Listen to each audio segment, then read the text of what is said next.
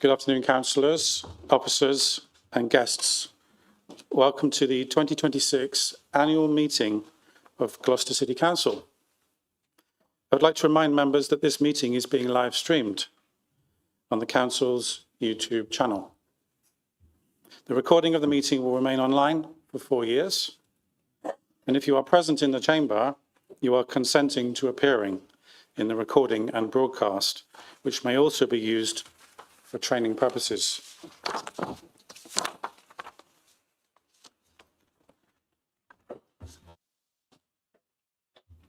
I have received apologies from Councillor Bell. Are there any other apologies? Councillor Brendan O'Donnell. Thank you, Mayor. Thank you, Councillor Harris-Chambers. Thank you. The next item of business to be transacted at the meeting is to elect a mayor for the ensuing council year. Are there any nominations for the office of mayor for the new civic year? There is, Mayor, Mr. Mayor. I'd like to propose Councillor Adrian Graham to be elected as Mayor of the City of Gloucester until the next full annual council meeting of 2027. Thank you. Thank you. Is that seconded? Yes, thank you, Mr. Mayor. I would like to second the nomination of Councillor Graham. Okay.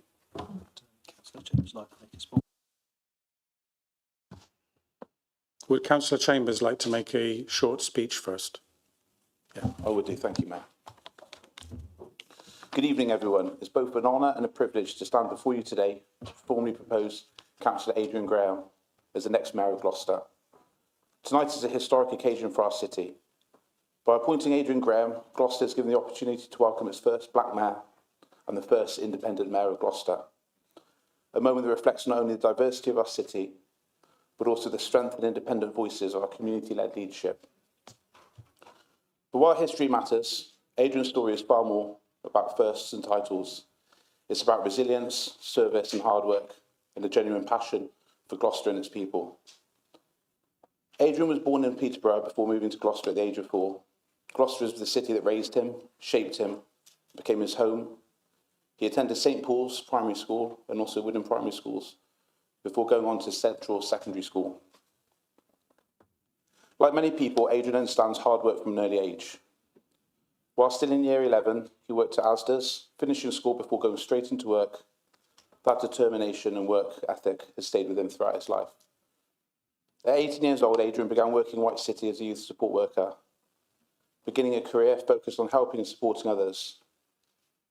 Over the years, he's worked for youth support workers, group facilitator, support worker, service manager, and eventually got the status of registered manager in care services.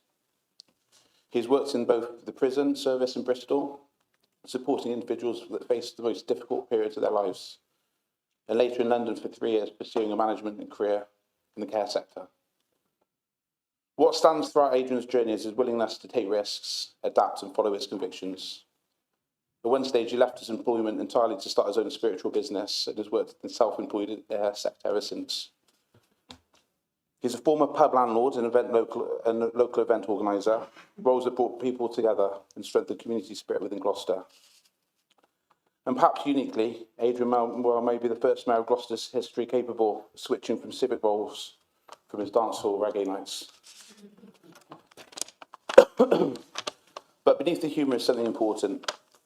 Adrian represents a modern, approachable and reliable style of civic leadership, someone who can connect people from all walks of life while still respecting dignity and tradition of the mayoralty. Adrian is deeply passionate about Gloucester and particularly about highlighting the hidden good which happens across our city every day. Volunteers, carers and youth workers, local businesses, community groups and ordinary residents quietly making a difference without recognition is something Adrian wants to bring to the table.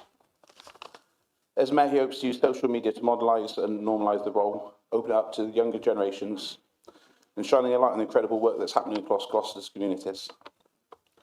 He's also recently qualified as a life coach, although that ambition is now being put on hold in order to dedicate himself to fully serving the city of Gloucester.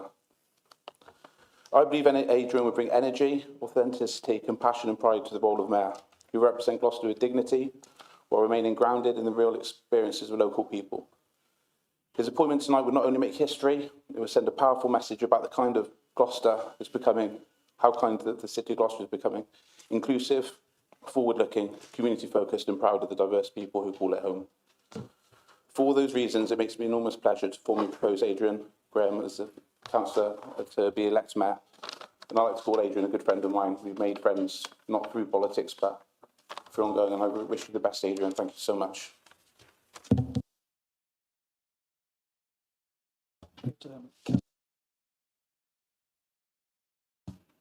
Would Councillor Dr. Triminall like to make a short supporting speech?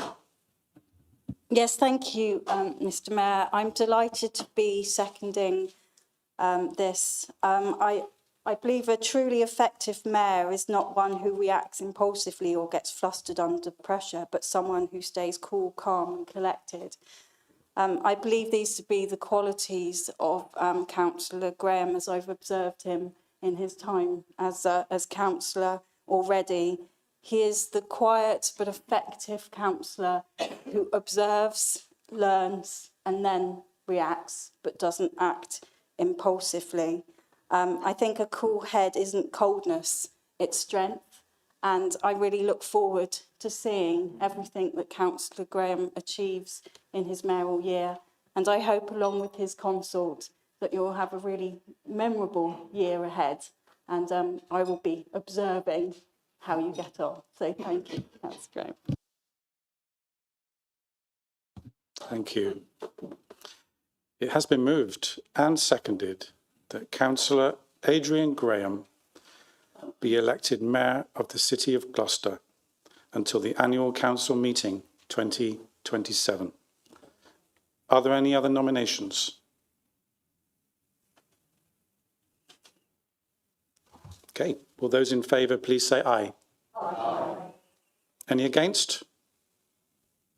The motion is carried, and I declare that Councillor Adrian Graham is duly elected Mayor of Gloucester until the annual council meeting 2027.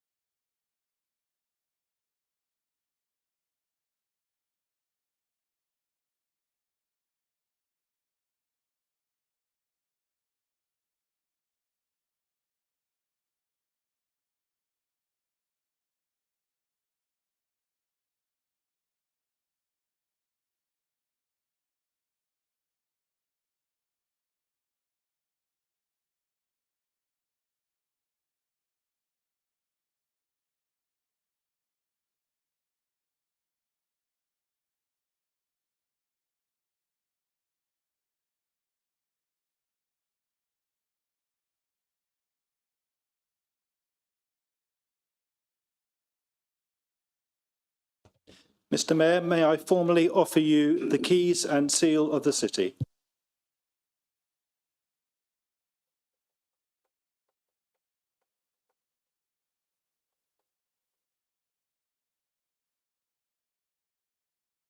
If anyone would like to come forward and take photographs, please do so now.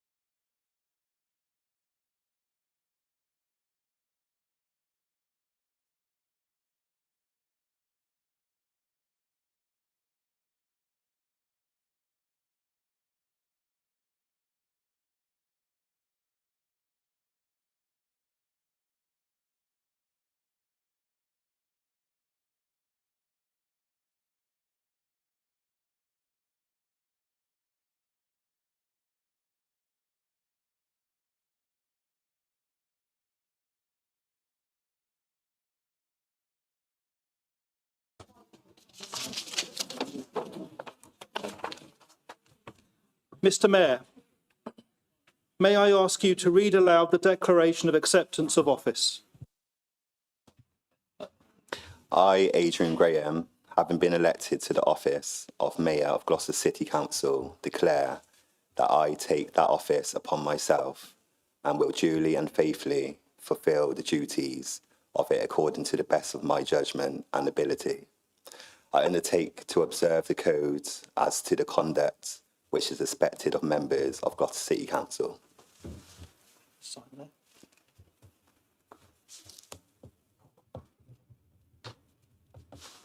That's great.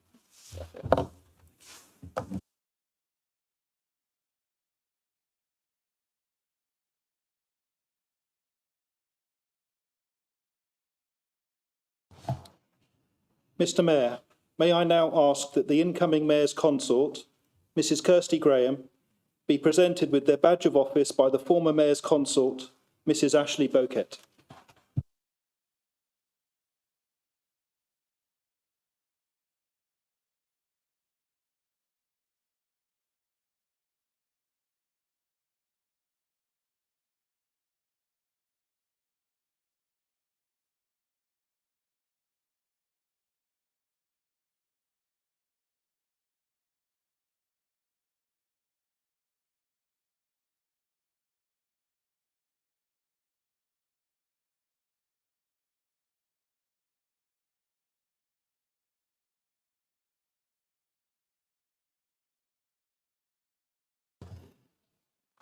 Again, if anyone would like to come forward and take photos, now's a good time to do so.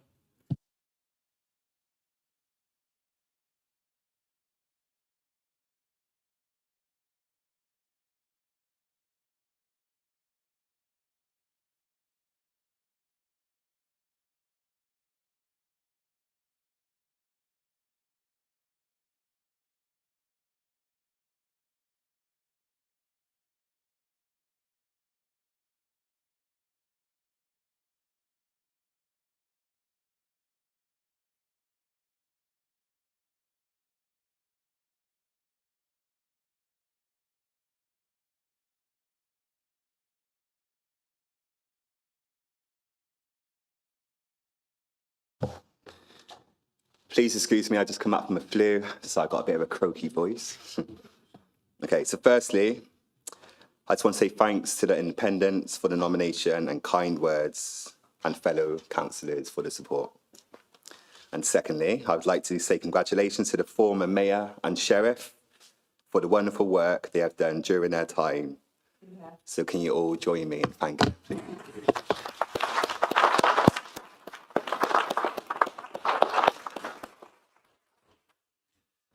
Okay.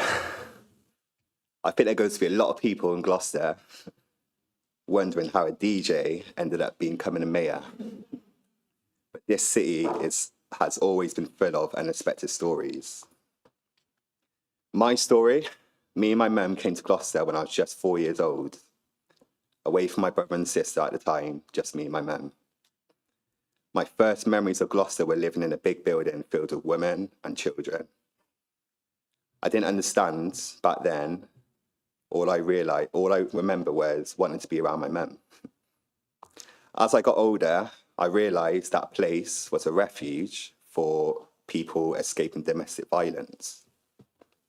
So it's safe to say my first ever emotional attachment to Gloucester was safety. As my mum got back on her feet, she later worked for Gloucester Charities Trust as a warden, and we moved into St Bartholomew's, opposite Gloucester Park.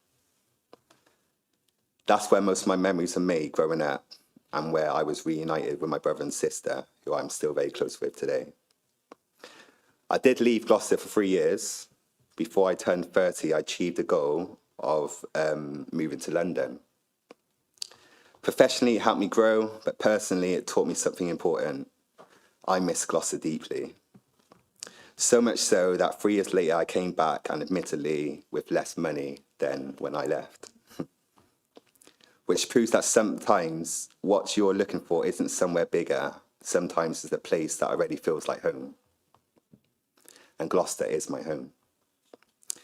As for my two chosen charities, this year I've chosen A Venture and Great Ormond Street Hospital. The Venture has been supporting children, young people and families in White City for decades. They provide youth activities, family support, holiday programs and a safe space for many local people who need it most. I've seen firsthand the difference they make with a relatively small team and a small hub, and I'm looking forward to supporting them and highlighting their work this year. Great Ormond Street Hospital, although based in London, their impact is felt right here in Gloucester. They support children facing some of the most serious and complex illnesses imaginable, whilst always working alongside NHS teams across the country to improve specialist care for families everywhere. Okay, so today, for me, isn't just about chains, although this chain is beautiful. It's not about chains, it's not about robes, it's not about a ceremony, it's about people. The people who make Gloucester what it is. So although I've chosen two charities, I'm also on a mission this year to highlight some of the hidden heroes of Gloucester. The volunteers, the CICs doing amazing work with very little. The charities helping behind the scenes long after people have gone home. And I welcome all councillors from all wards to suggest any individuals or organisations they believe deserve to be recognised. And with no disrespect to anyone intended here today, but we are not the heart of Gloucester, the people are. The truth is, I'm just a normal guy, a father, a husband, a guy who likes playing music and creating nostalgic moments for people. I never expected any of this. I never expected to become a councillor, let alone stand here today as mayor, the first independent mayor in Gloucester's history. And I think that's why this role means so much to me. Because I understand every day what everyday life looks like for everyday people in this city. Sorry. I've never been the loudest person in a room, and in politics, that can sometimes be seen as a weakness. But I've learned you don't build community by shouting over people, you build it by listening to them. I may not have the loudest voice, but I do have the heart to bring people together and build on what already makes this city great. I also look forward to seeing as many of you as possible at our various formal civic events. So, ladies and gentlemen, officers, Sarah, fellow councillors and members of the public, my beautiful wife and consort, Kirsty, and most importantly, Mem,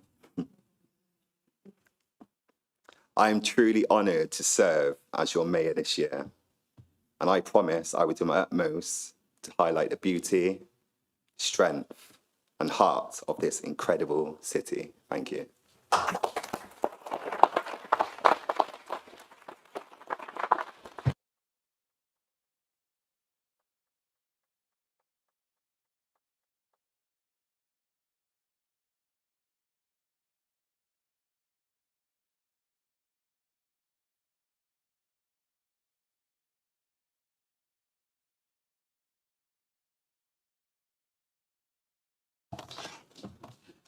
Mr Mayor, the next business to be transacted is to elect a sheriff and deputy mayor for the ensuing council year.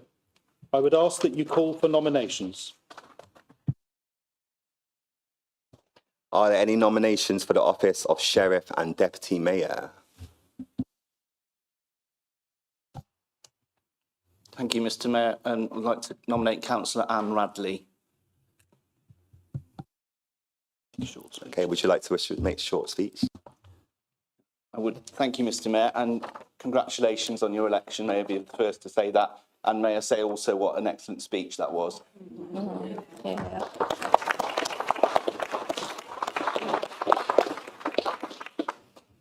Mr Mayor, councillors, ladies and gentlemen, it's a great privilege for me to propose Councillor Anne Radley as Sheriff and Deputy Mayor of Gloucester.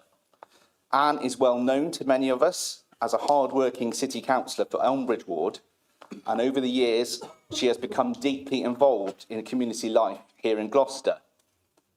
Anne was born in Burton-upon-Trent in Staffordshire, and she met her partner John at university, and they made an agreement that they would move to wherever one of them first got a job.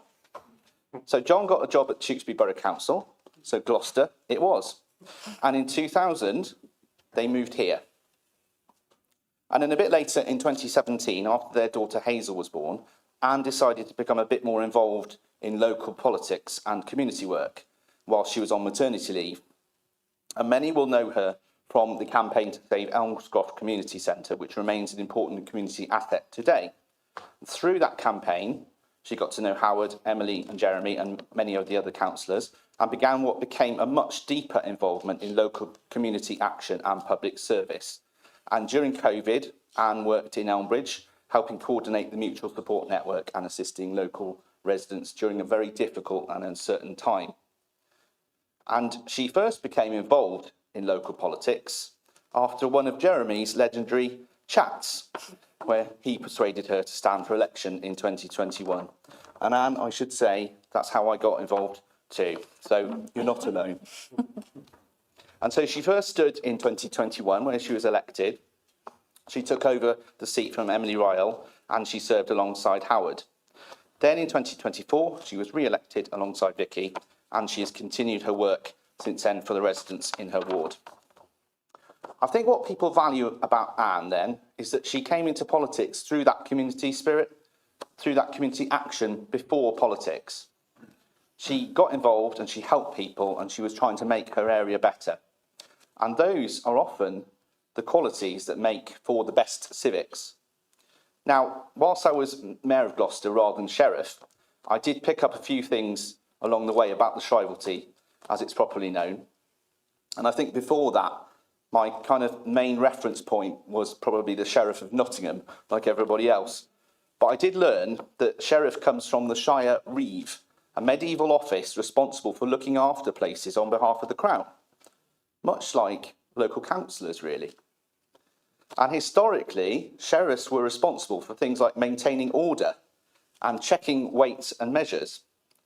And who could forget Anne's speech where she said, "I love a good car boot, me." So I think the weights and measures side of things is covered there.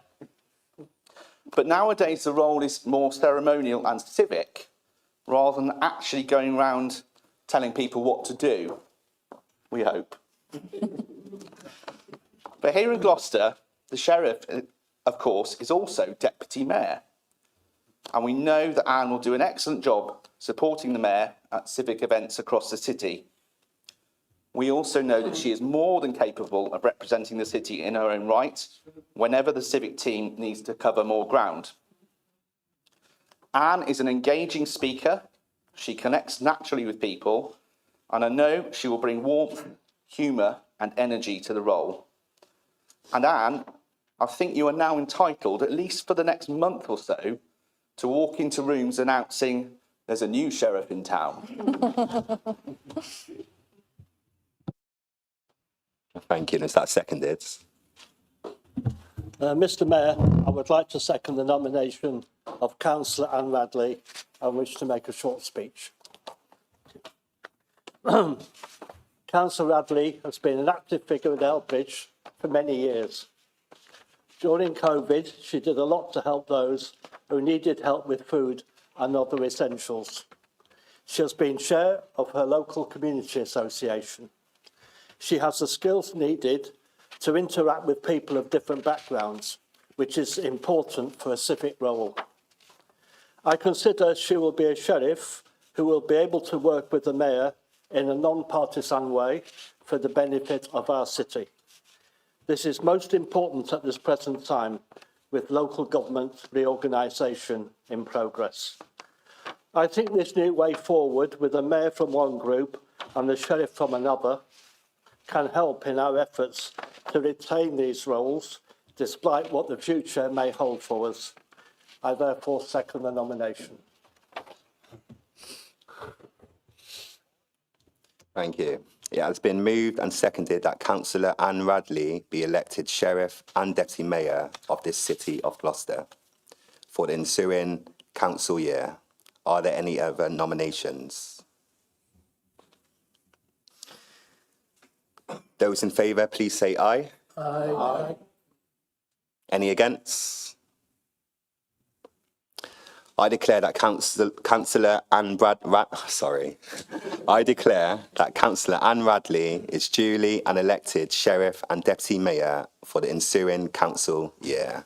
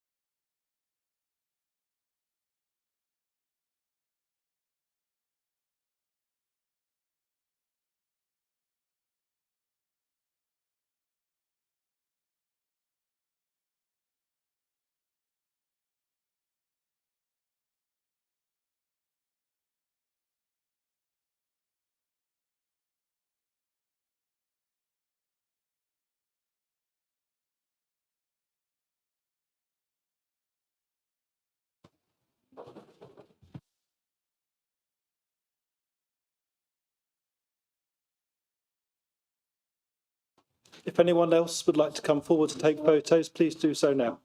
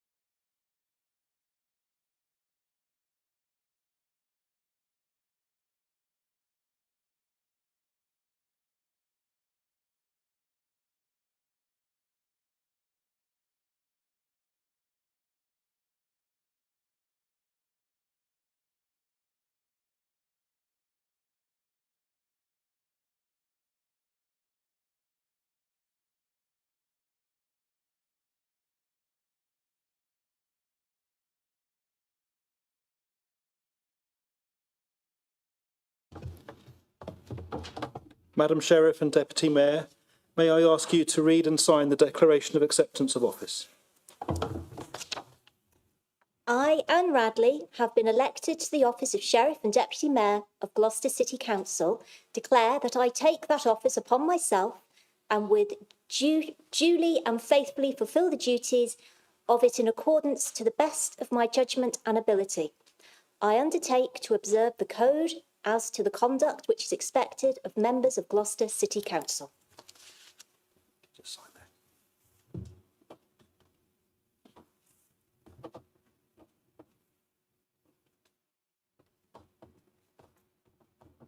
Thank you.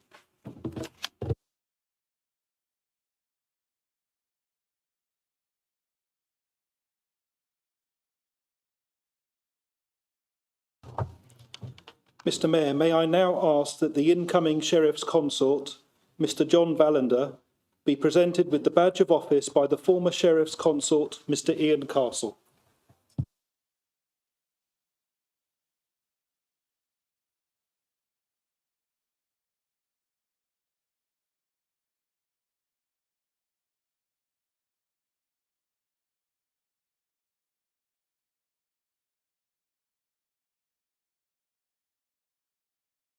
Again, if anyone would like to come forward to take photos, please do so now.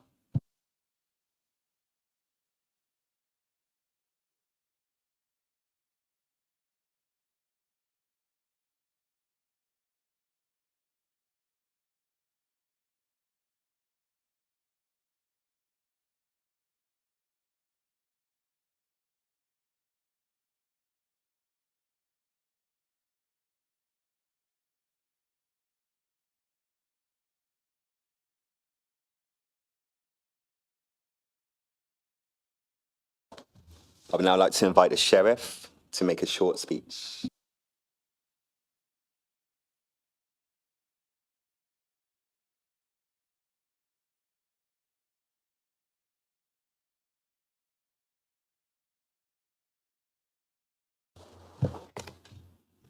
Thank you very much.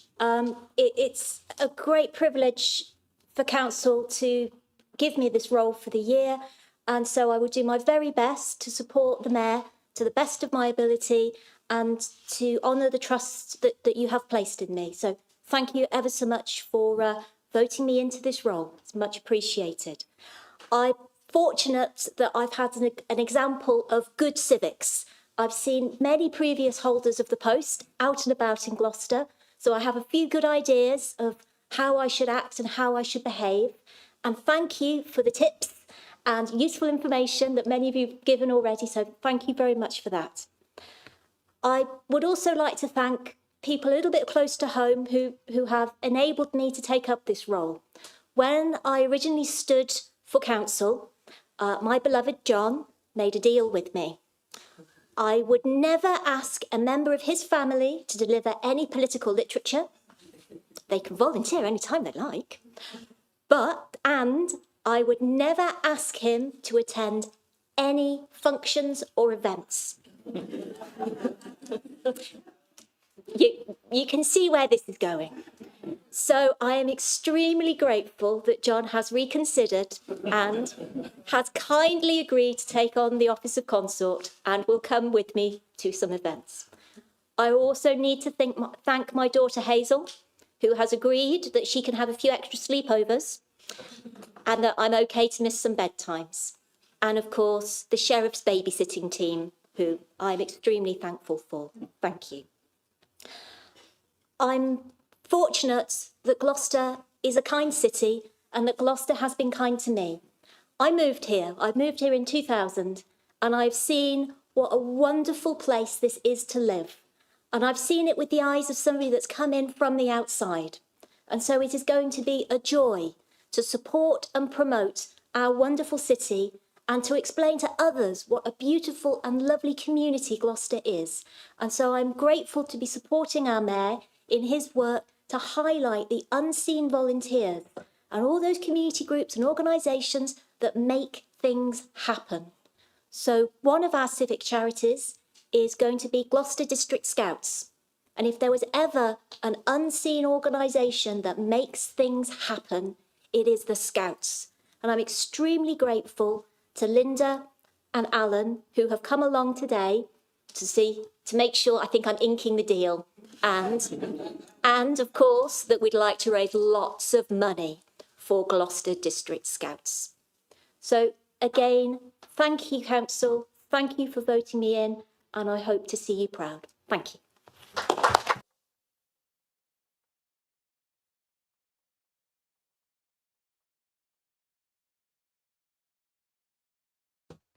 I would now like to call on Councillor Conda and to move and Councillor Courtney to second a vote of thanks to the outgoing Mayor and outgoing Sheriff and Deputy Mayor.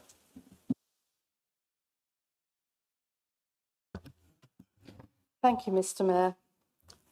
A week is a long time in politics, so said Harold Wilson during a period of upheaval in the 1960s. So how long must a year seem? I imagine that this time last year, Councillors Beaucourt and Castle may have seen their 12 months of civic duties stretching out before them as a year of pleasant but easy obligations, meeting new people and organisations and taking part in activities and events in all parts of our city. That year has probably flown by for them, peppered with expected events, but including some they may not have imagined would come their way, and all to be managed in an apolitical way. That might have seemed like a straightforward undertaking, but none of us could have imagined the challenges which arose last autumn, challenges to which they rose with calmness and steadfastness. Councillor Beaucourt especially found himself chairing meetings in which council sought not only to remedy a challenging financial situation, but also simply to understand it. Animated and often fractious discussions needed a firm but fair hand, and I think we can all agree that Councillor Beaucourt supplied the dignified authority needed at that time, based on a solid knowledge of the Constitution and procedure. Only 2 weeks ago, they both shared one of the rewards for their endeavours, the Buckingham Palace Garden Party, which their supportive and hard-working partners also enjoyed. So what were the highlights of this busy 12 months? For Councillor Beaucourt, it was the memory of Gloucester Day last September, which stands out. Glorious sunshine and friends, colleagues and residents enjoying a splendid day. Councillor Castle's lasting memory will be the Festival of Light and the realisation that the apparently seamless automatic illumination was an illusion which relied upon one man sprinting ahead of the procession. I think it's significant that each mentions an occasion when our city came together to celebrate tradition, but also unity. So what have they learned from this year of their duties? For Councillor Castle, it's what you can do and enjoy if you push yourself out of your comfort zone. For Councillor Beaucourt, it's that just because something is offered to you, that doesn't mean you should take it. This last refers especially, and our new mayor and sheriff should take particular note, it refers especially to cake.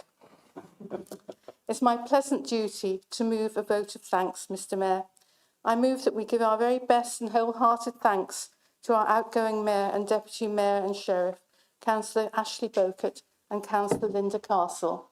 Thank you.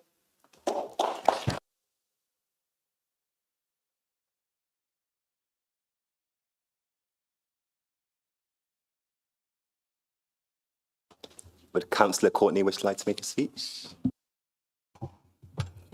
Thank you, Mr Mayor, and congratulations on your appointment and to you, Anne, on your appointment to Sheriff. Every Mayor and Sheriff brings something different to the role each year, and Ashley and Linda brought many positive qualities. To start with, the glamour. It's hard not to feel underdressed next to the Mayor and the Sheriff at the best of times, but Ashley and Linda, along with their consorts, Lily and Ian, managed to make every event look just a little bit more impressive. Ashley's been the picture of calm under pressure when he's been chairing these council meetings. He's been impartial, fair, diplomatic and excellent at bringing the temperature down when needed. However, he also showed he's no pushover, and I won't embarrass anyone by recalling the specific occasions when he put his thing down to restore order. I'd also like to thank Ashley for his help in reconnecting with our twin towns in Europe. We had a lovely meeting recently with the Mayor of Gouda, where Ashley explained our cheese rolling tradition to them. So we'd like to think we've inspired them to adopt this tradition for themselves with a wheel of Gouda instead, but the Netherlands aren't exactly known for being hilly, so whether they have the hill, the nerve or the insurance policy for it remains to be seen. Councillor Campbell also asked me to congratulate them both on a splendid year as ambassadors for our city, and she pointed out that Councillor Bowkett had to deal with a particular online AI-generated challenge that no other mayor in history has had to face before, and yet he did so with great dignity and integrity, and we mustn't forget that. And I think these two words, dignity and integrity, encapsulate Ashley's time as mayor perfectly. As Sheriff and Deputy Mayor, Linda fitted the bill perfectly. She shined at social occasions, she was poised at formal occasions, and her friendly and confident conversational skills put everyone at ease. Mind you, saying that, a memorable moment for me was when we were at the official opening of the Blackbridge Sports and Community Centre, where Linda and I were introduced to Princess Anne. After a bit of confusion over whether we had to curtsy or handshake, our conversational skills did let us down a bit briefly, and we both came away saying, oh, did I really just say that? But it was so nice to share that moment with Linda, and I still laugh now every time I think of it. Now, Linda says she's not good at public speaking, but that's clearly not true. She's genuine, she's compassionate, and she's very funny. And on the rare occasion when a word goes astray, she laughs, everyone else laughs, and somehow it just makes the speech better. And finally, I also want to thank their fabulous consorts, Lily Bowkett and Ian Castle, for their unwavering support at the many civic events they attended. I've really enjoyed spending time in their company, and they did their jobs beautifully. So, Councillor Bowkett, Councillor Castle, you've done Gloucester proud. Thank you for your service, for your good humour, and for the many happy memories you've given this city over the past year. So, Mr Mayor, colleagues, I second the vote of thanks.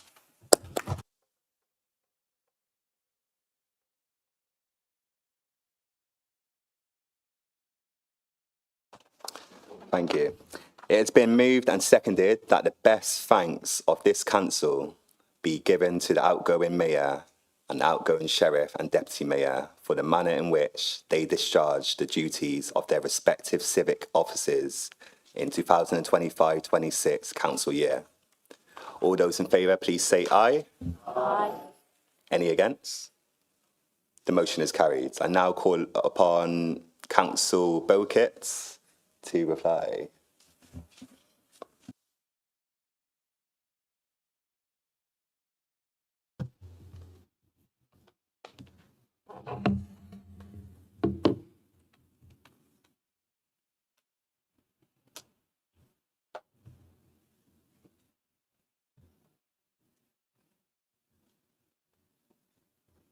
Found it. Congratulations, Mr. Mayor. Madam Sheriff and Deputy Mayor. Good to see you guys in the seat there. Looking good. So, Mr. Mayor, Madam Sheriff and Deputy Mayor, councillors, officers, special guests, ladies and gentlemen, and any young people who may be watching this later. Over the past year, I have learned that local government has its own language. Not English, but local government English. Briefly rarely means briefly. For clarity can mean clarity is now some distance away. This is more of a comment than a question. Is rarely good news for the mayor in that chair. Without going into too much detail, is often followed by a guided tour of the detail. And Mr. Mayor, I will be very quick, is one of the boldest claims made in public life. But behind all of that, behind the motions, the amendments of the amendments, the minutes, the briefings, the announcements, standing orders, late papers, microphone tennis, and the occasional heroic attempt to locate the correct appendix, there is something rather serious and rather precious. There is a city trying to govern itself, imperfectly, sometimes noisily, often passionately, but seriously. And nothing can quite prepare you for chairing that. Just as nothing can quite prepare you for being the Mayor of Gloucester. You can be briefed on the ceremony, but nothing can prepare you for the humanity of it. People ask, what was the highlight? It's a fair question, and of course I can think of many. I've attended more than 200 events in the last 12 months. Some of my favourites were Gloucester Day, Christmas carols, meeting armed forces veterans, school visits, community celebrations, the civic service, even the opening of the University of Gloucestershire City Campus, and last week the opening of the Forum and the Indigo Hotel Gloucester. Handing out badges to new guides, the Gloucester Civic Trust. Extraordinary kindness shown in charities, including our civic charities for this year, the Cheltenham and Gloucester Hospitals Trust Cardiology Unit at Gloucestershire Royal Hospital and the James Hopkins Trust. But just as importantly, faith communities, care settings and voluntary groups across our city. But the honest answer is that the year has not lived in one single highlight. It has lived in accumulation. It has been the short conversations, the solemn silences, cups of tea and coffee, questions from school children, veterans' stories, charity raffles. Linda is suspiciously good at winning raffles. Skilled organisers, proud families, long meetings, early arrivals, late finishes, and those moments when someone realises that the city has noticed them.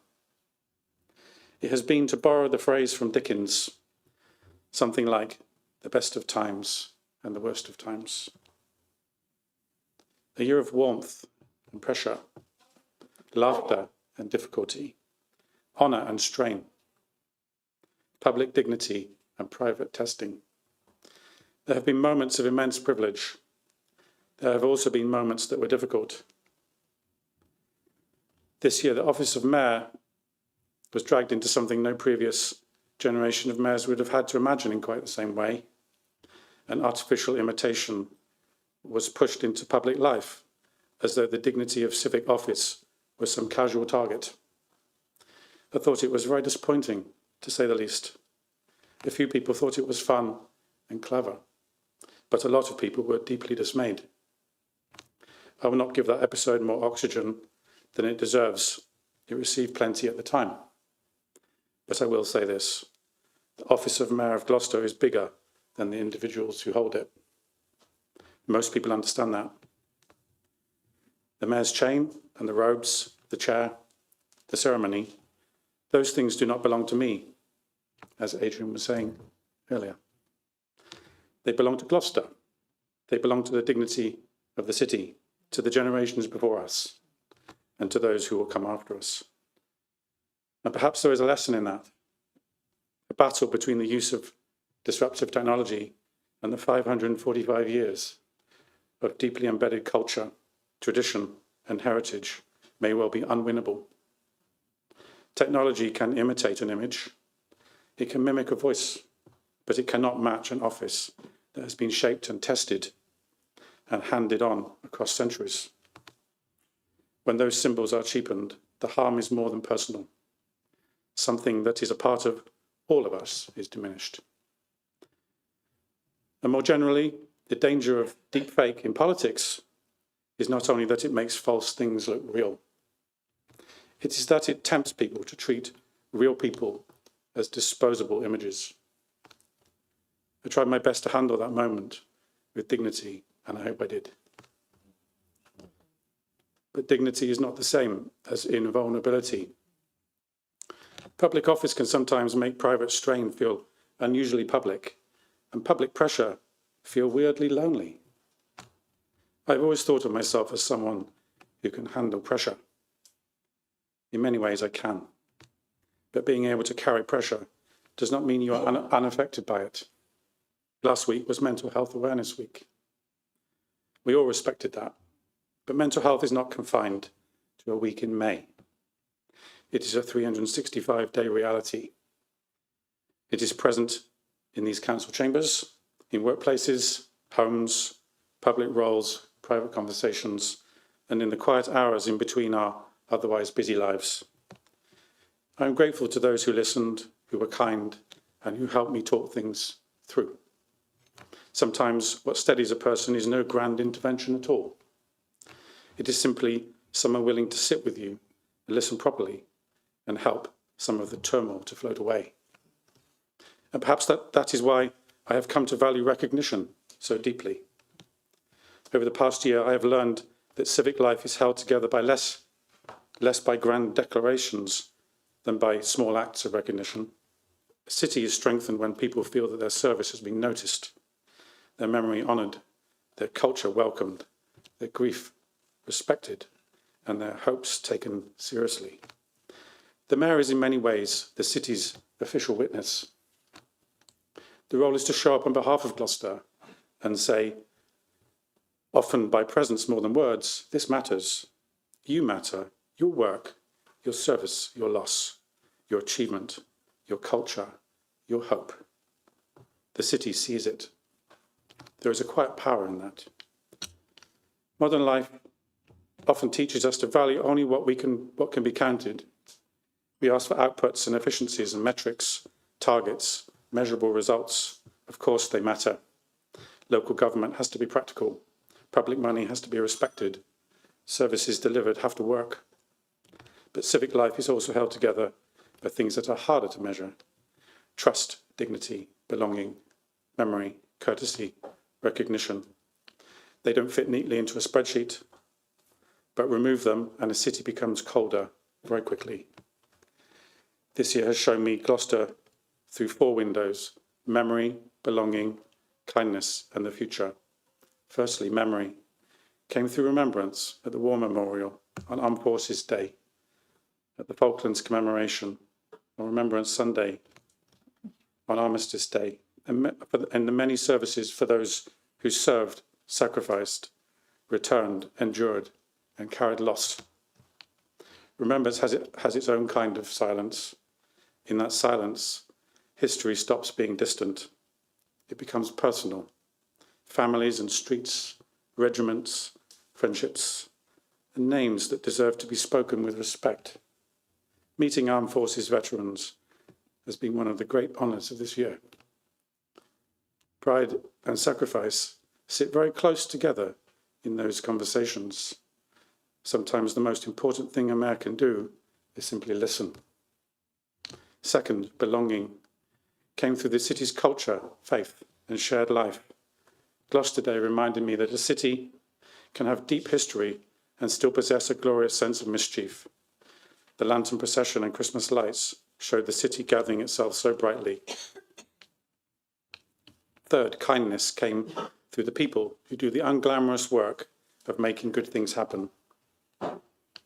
I've seen that kindness in food bank work. Can you imagine that we celebrated 20 years of Gloucester Food Bank? Why are we celebrating 20 years of people not having enough food to eat? I've seen kindness in lunch clubs, nursing homes, treasure seekers, performances. so many other things. And fourth, the future came through our young people, school councils, scouts, rainbows, youth groups, exchange students, university students and young people across Gloucester have been among the most joyful parts of the year. Children cut through civic complexity. Adults may ask about governance arrangements. Children ask whether the mayor lives here in North Warehouse or whether I wanted to be mayor when I was a kid. Actually, it is remarkable how switched on a lot of young people are nowadays. They ask smart questions and they have grand visions. In their own way, they remind us of what public service is for. The future has also been visible in the city itself. I've mentioned some already, but also Blackbridge Community and Sports Hub, Oxdale Sports Park, the GASP exhibition, cultural projects, and the continuing work of regeneration in our city. And it all points to a city moving and saying, there is still more to become. And then there is the council year itself. I didn't come into this mayoral year seeking a personal legacy. The office is too old and the city is too important for that. But I do hope I have played my part in helping this council through one of the most difficult years it has faced, institutionally, politically, and for many people personally. The role of chairing this council has taught me a great deal. My task was not to remove disagreement. It was to protect the space in which disagreement can happen properly. The way we treat one another in public life is never a side issue. It is a core part of our job description. Residents do not only hear what we decide, they notice how we behave while we're deciding it. Perhaps we've learned a little more about patience, perhaps a little more about restraint, perhaps a little more about the difference between performance and positively doing the work of improving the place we call home. I am grateful to councillors across this chamber for the part that you have played in the civic life of Gloucester this year. Here in this chamber, we don't always agree. That is hardly a revelation. But sometimes we do. Nevertheless, I have seen and valued the seriousness with which so many of you approach service to your communities, as do I to mine.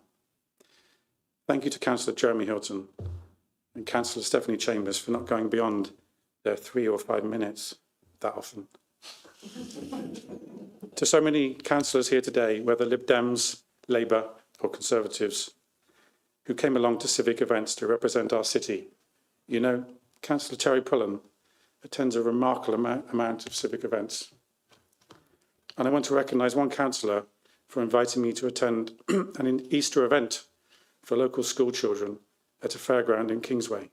Councillor Alistair Chambers, thank you. And I am deeply grateful to the officers who support this council and the civic office. I'd like to thank the now former Sheriff, Councillor Linda Castle, and her husband and consort, Mr. Ian Castle. Thank you for your partnership and support throughout this year. Civic life works best when it is done as a team. And I have very much valued your friendship, good humour and wisdom.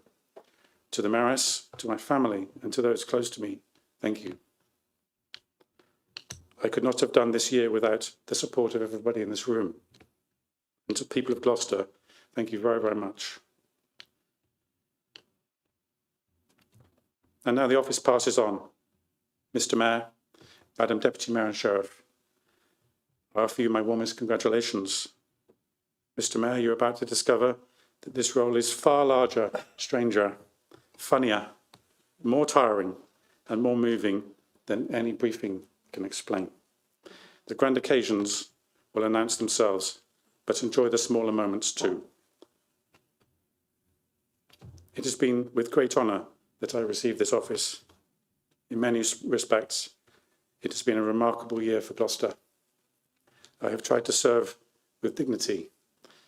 I now hand it forwards with gratitude. Thank you.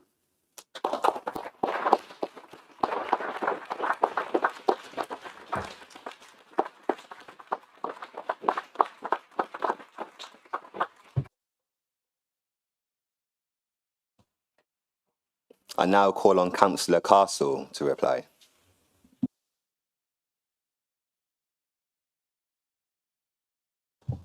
Thank you. Congratulations, Mr. Sheriff and Madam Mayor, on your new appointment for the year. Hope you have a lovely time. Right, here we go. My piece of paper. So, Mayor, councillors, colleagues and distinguished guests. As I come to the end of my year of Sheriff of Gloucester, I'd like to take a few moments to reflect on what's been a truly memorable and rewarding and incredibly busy year. Serving as sheriff has both been an honour and a privilege. Over the past year, I've been given the opportunity to represent our city at a remarkable range of events, around 120 in total, from formal civic occasions, commemorative services to community celebrations, charity fundraising and cultural gatherings. Many of these events have highlighted the rich tradition and history that makes Gloucester unique. From Gloucester Day, remembrance services, to civic ceremonies and regional gatherings. These occasions have been reinforced with the importance of maintaining a strong foundation on which the city is built on. However, what I most remember is not just the events themselves, but the people.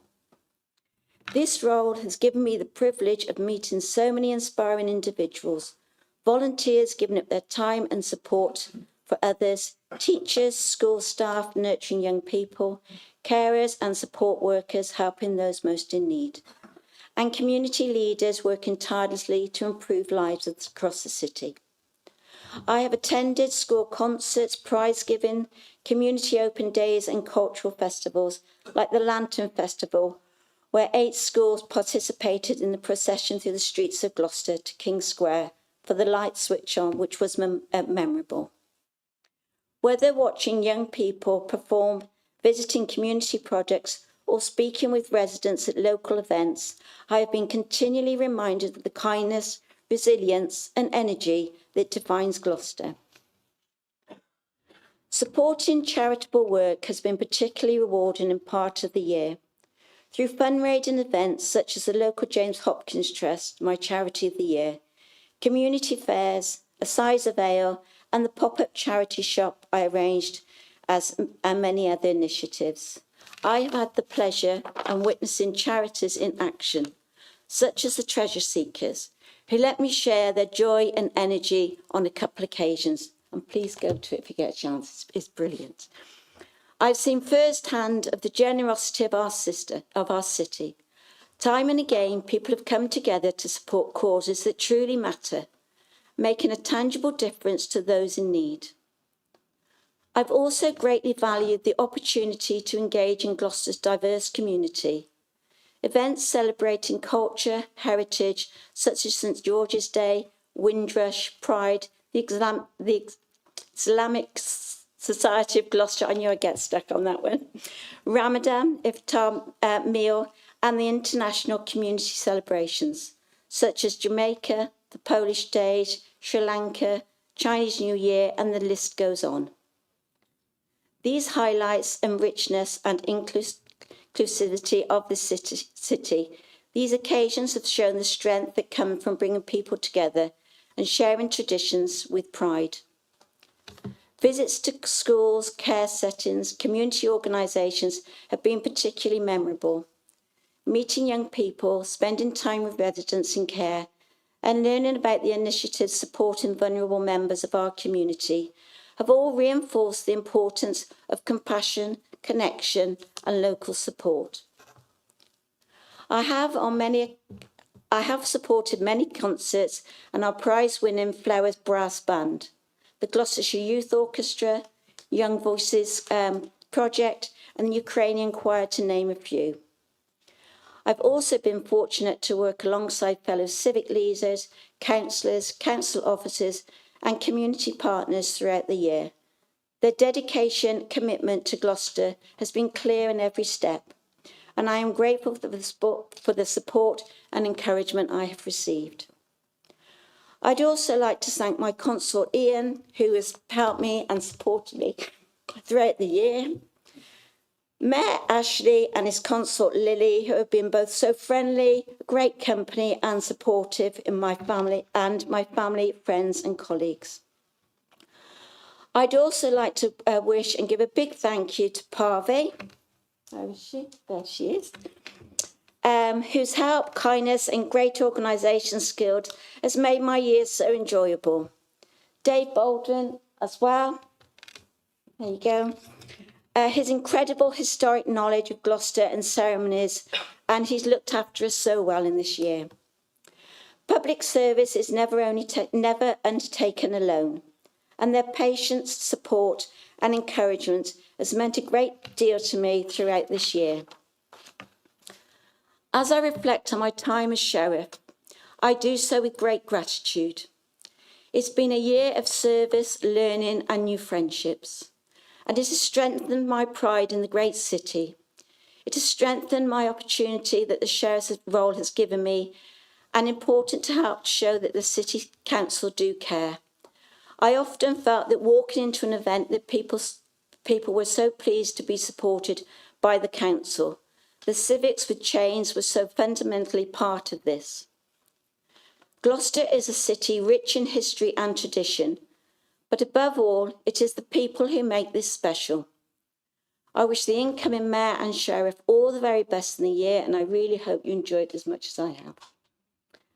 Thank you for giving me the opportunity to serve, and it's been a genuine privilege, and I when I look back on this year with great fondness, and thank you.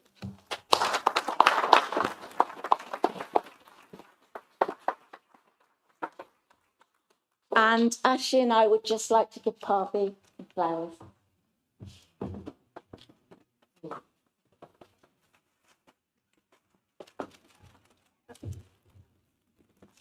Thank you, Parvey. Oh, thank you.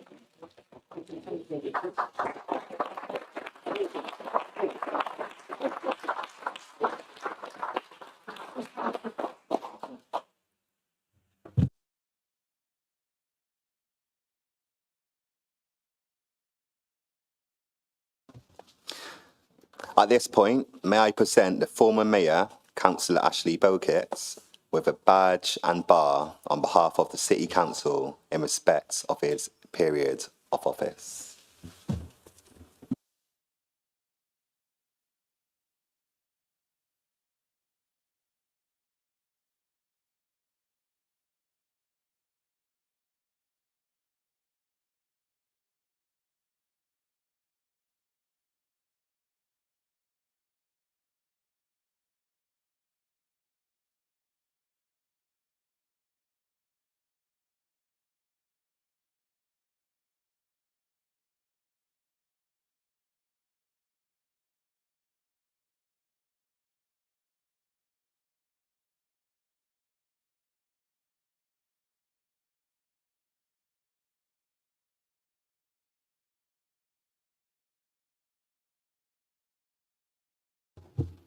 At this point, Mr Mayor, may I present the former Sheriff and Deputy Mayor, Councillor Linda Castle, with a bar in respect of her period of office.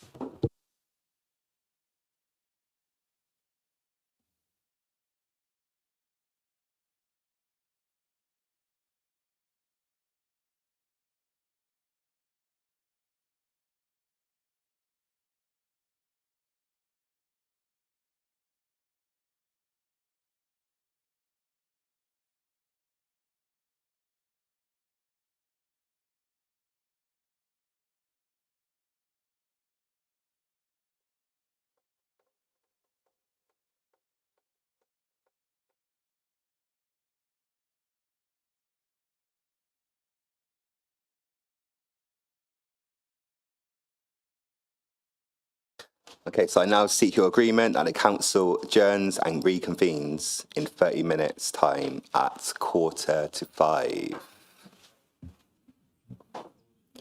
Please may I ask all members of the council to remain in your places whilst the civic party now leave the chambers.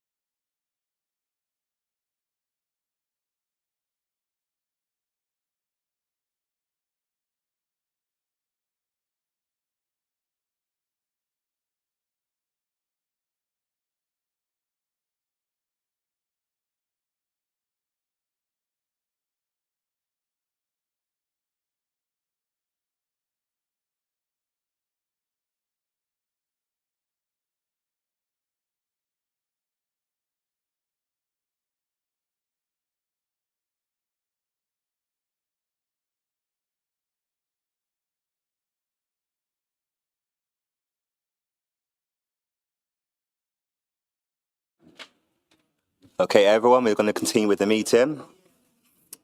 So we're going to item 4 to approve the minutes of the last meeting held on the 26th of March 2026. Everyone content to approve that?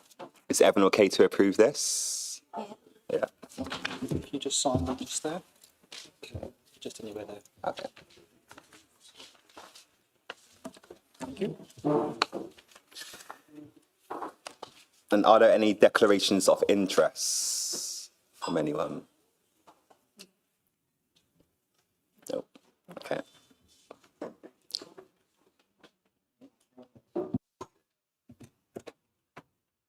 Thank you, Mr. Mayor. Congratulations on your appointment as well, and to Madam Sheriff as well. I just wanted to pass on apologies from Councillor Chambers. She was due to be attending today, but she's not now. She's not feeling well. So apologies for that. Not mentioned that earlier. Thank you very much.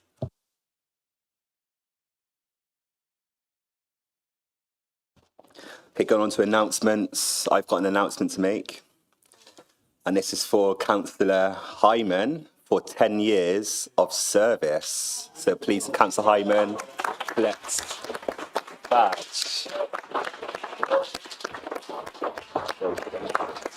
Yes.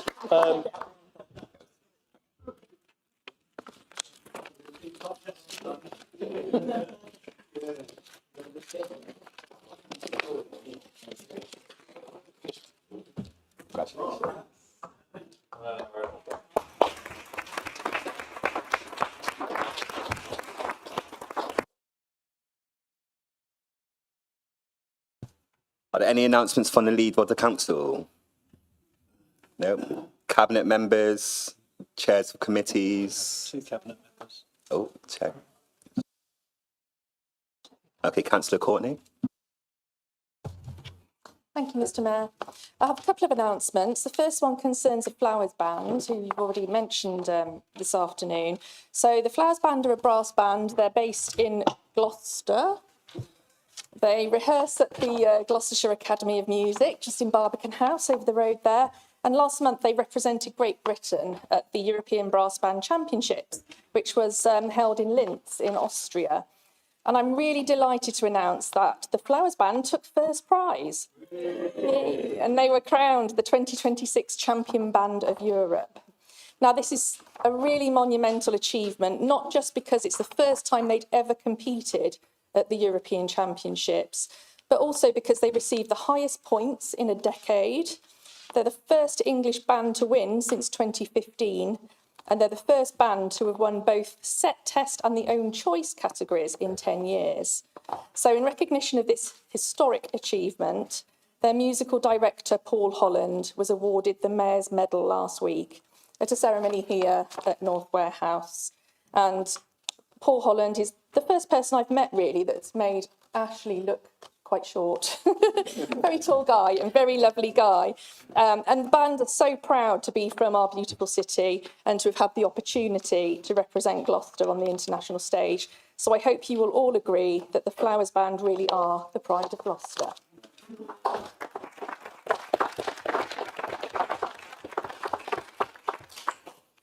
And my second announcement concerns the Museum of Gloucester. So some of you may remember that last year our museum ran an archaeology project from the Eastgate Shopping Centre in a shop unit called the Discovery Centre. And members of the public were able to come along and view our collection as we unpacked boxes of artefacts. We itemised them and then repacked them. And the project was set up because we've got a massive collection of archaeological items and not enough storage space for them.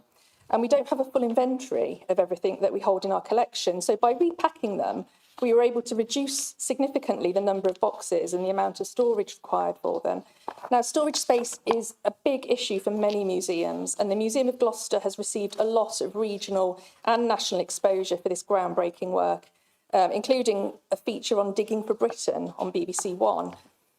Well, since then, the museum's collections team is receiving even more recognition for this work now, and team members have been invited to speak at several high-profile museum conferences. And this includes on-stage presentations at the Museum and Heritage Show in London, sharing learning at the Collections Trust Symposium, and even a featured main stage session at the Museum Association conference in Edinburgh next month, where Lizzie Johansson Hartley, who's our museum's collection officer, will present a talk on how Gloucester's community is tackling its archaeology storage crisis. So obviously we're immensely proud that our museum is receiving this level of recognition. It's excellent publicity, both for the museum and for the city, and it really highlights our emerging status as a centre of innovation when it comes to managing our collections. Thank you. Okay, Councillor Trimnell. Thank you, Mr. Mayor, and I just want to take this opportunity to congratulate you and also Councillor Radley for her position as Sheriff. I hope you have a really lovely year this year. I just wanted to give a snapshot of the positive activities that have happened in areas under my remit as Cabinet Member for Community Engagement over the past 12 months. Working in partnership with the Venture Community Hub and 24 other voluntary and community sector organisations, we supported the delivery of the holiday activities and food programme across this city. The Eat Well wagon through the pop-up activity days in our parks and open spaces served 9,000 meals to children, young people and their families during the summer of 2025, reducing holiday hunger by providing reliable access to nutritious meals while creating welcoming, open access environments that minimise stigma. Our Solace team continues to be recognised as best practice nationally in tackling antisocial behaviour, recently invited to showcase at an ASB, antisocial behaviour event in Birmingham, to talk through the benefits and achievements as a partnership model. We were awarded the Antisocial Behaviour Prevention Award for Gloucestershire at the Office of the Police and Crime Commissioner's Impacts Award in April this year. Solace continues to lead on all medium to high risk ASB cases, the majority of which are within residential settings, not on the streets. Often complex and the most impactful to people's lives. 309 cases were opened for investigation in 2025, with 20 injunction orders granted within the last year to manage behaviours such as intimidation, violence, threats of violence, inappropriate behaviour and drug-related nuisance. The licensing team over the last year has had 2 successful prosecutions against unlicensed drivers, issued 1,905 licences, and this includes new and renewals, went live online for driver, vehicle and operator renewal applications, which means all Hackney carriage and private hire applications are now all online for customers to make their applications. Hackney carriage and private hire applicants can also now book their English tests, knowledge tests and safeguarding training using our online booking system. Furthermore, the licensing team have issued 344 council penalty points to Hackney carriage and private hire drivers for breaches of their licences, and also thanks to the team we now have a fully costed licensing service. Lastly, but by no means least, under my remit, I am pleased to announce that Gloucester has received once again its purple flag status, recognising that our city offers a safe, vibrant and diverse evening and nighttime economy. And that really just leaves me to say a massive thank you to all those incredible staff members within my remit, who without them I would not have been able to make such positive announcements today. So thank you. Thank you. Are there any announcements from the chairs of committees?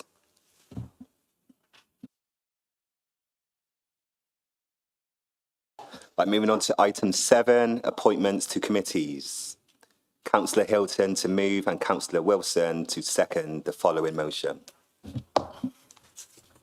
Thank you, Mr. Mayor, and welcome to your chair. And, I'm sure you'll get on very well with the Sheriff over the next year on your civic functions, and hope to see you at some. Council has asked to resolve that the size of committees, consultative forums and working groups be approved.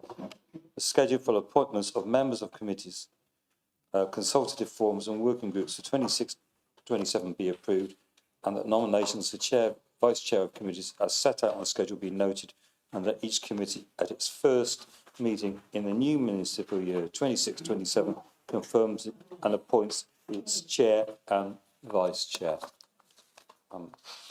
You should have a list of the appointments. That's, I think, just some minor changes from the previous year adjustments, but there's been no conflict between groups on the appointments. So I'm happy to recommend that we accept them, Chair, Mayor.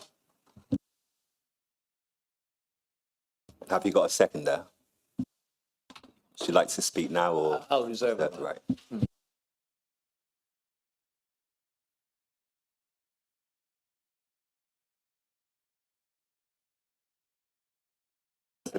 So we're going to move on to debates. Those in favour. Is there any debate? Are there any debates? No.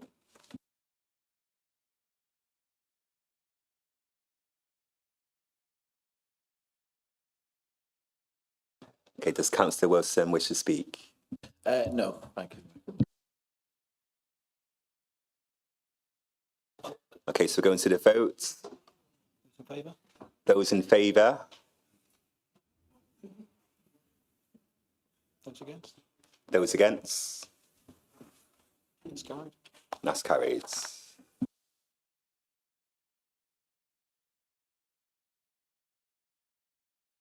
Okay, so we move on to item 8, appointments to outside bodies for 2026 and 27. Councillor Hilton to move and Councillor Wilson to second the following motion. Thank you, Mr. Mayor. Council has asked to resolve that the schedule of appointments to outside bodies be approved. Just to let you know that there was a couple of unfilled places. I think there's one left as well that my group has got to fill. But for outside body number 10, that's the Gloucestershire Economic Strategy Scrutiny Committee. We're proposing to nominate Lorraine Campbell. And item 13, the Gloucestershire Health and Wellbeing Board, we're proposing to nominate Councillor Rebecca Trimble. Other than that, we're happy with the whole set of nominations. I assume everybody else is.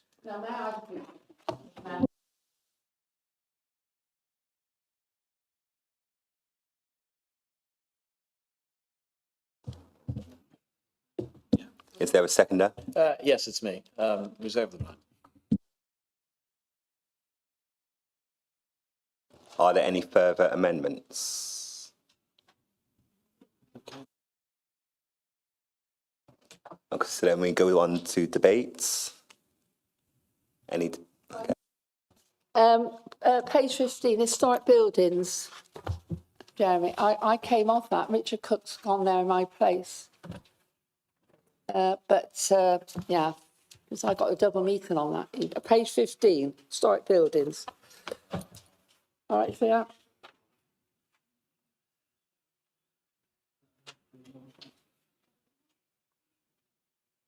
Outside body. Got it. Because remember I asked you. You want to?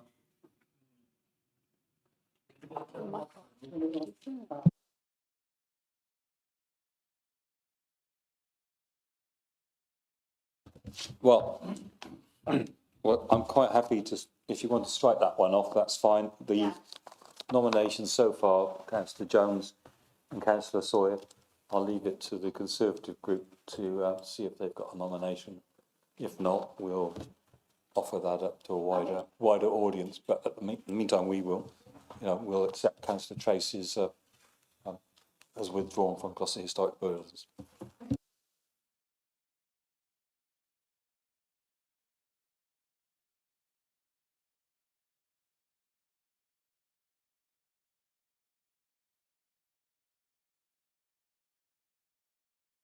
So, Mr. Mayor, I think the procedure we're going to need to follow is we're going to mark that one as vacant, and we will have further conversations with Councillor Stephanie Chambers to clarify the nomination. If that's acceptable, Mr. Mayor. Okay.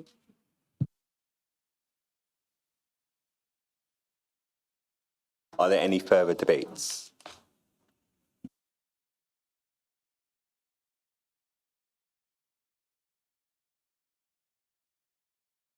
Councillor Wilson wants to speak now. No, Mayor. Councillor Hilton want to sum up?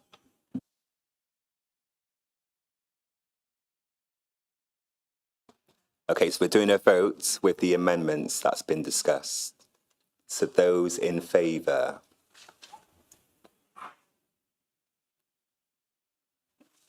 Those against? And that's carried.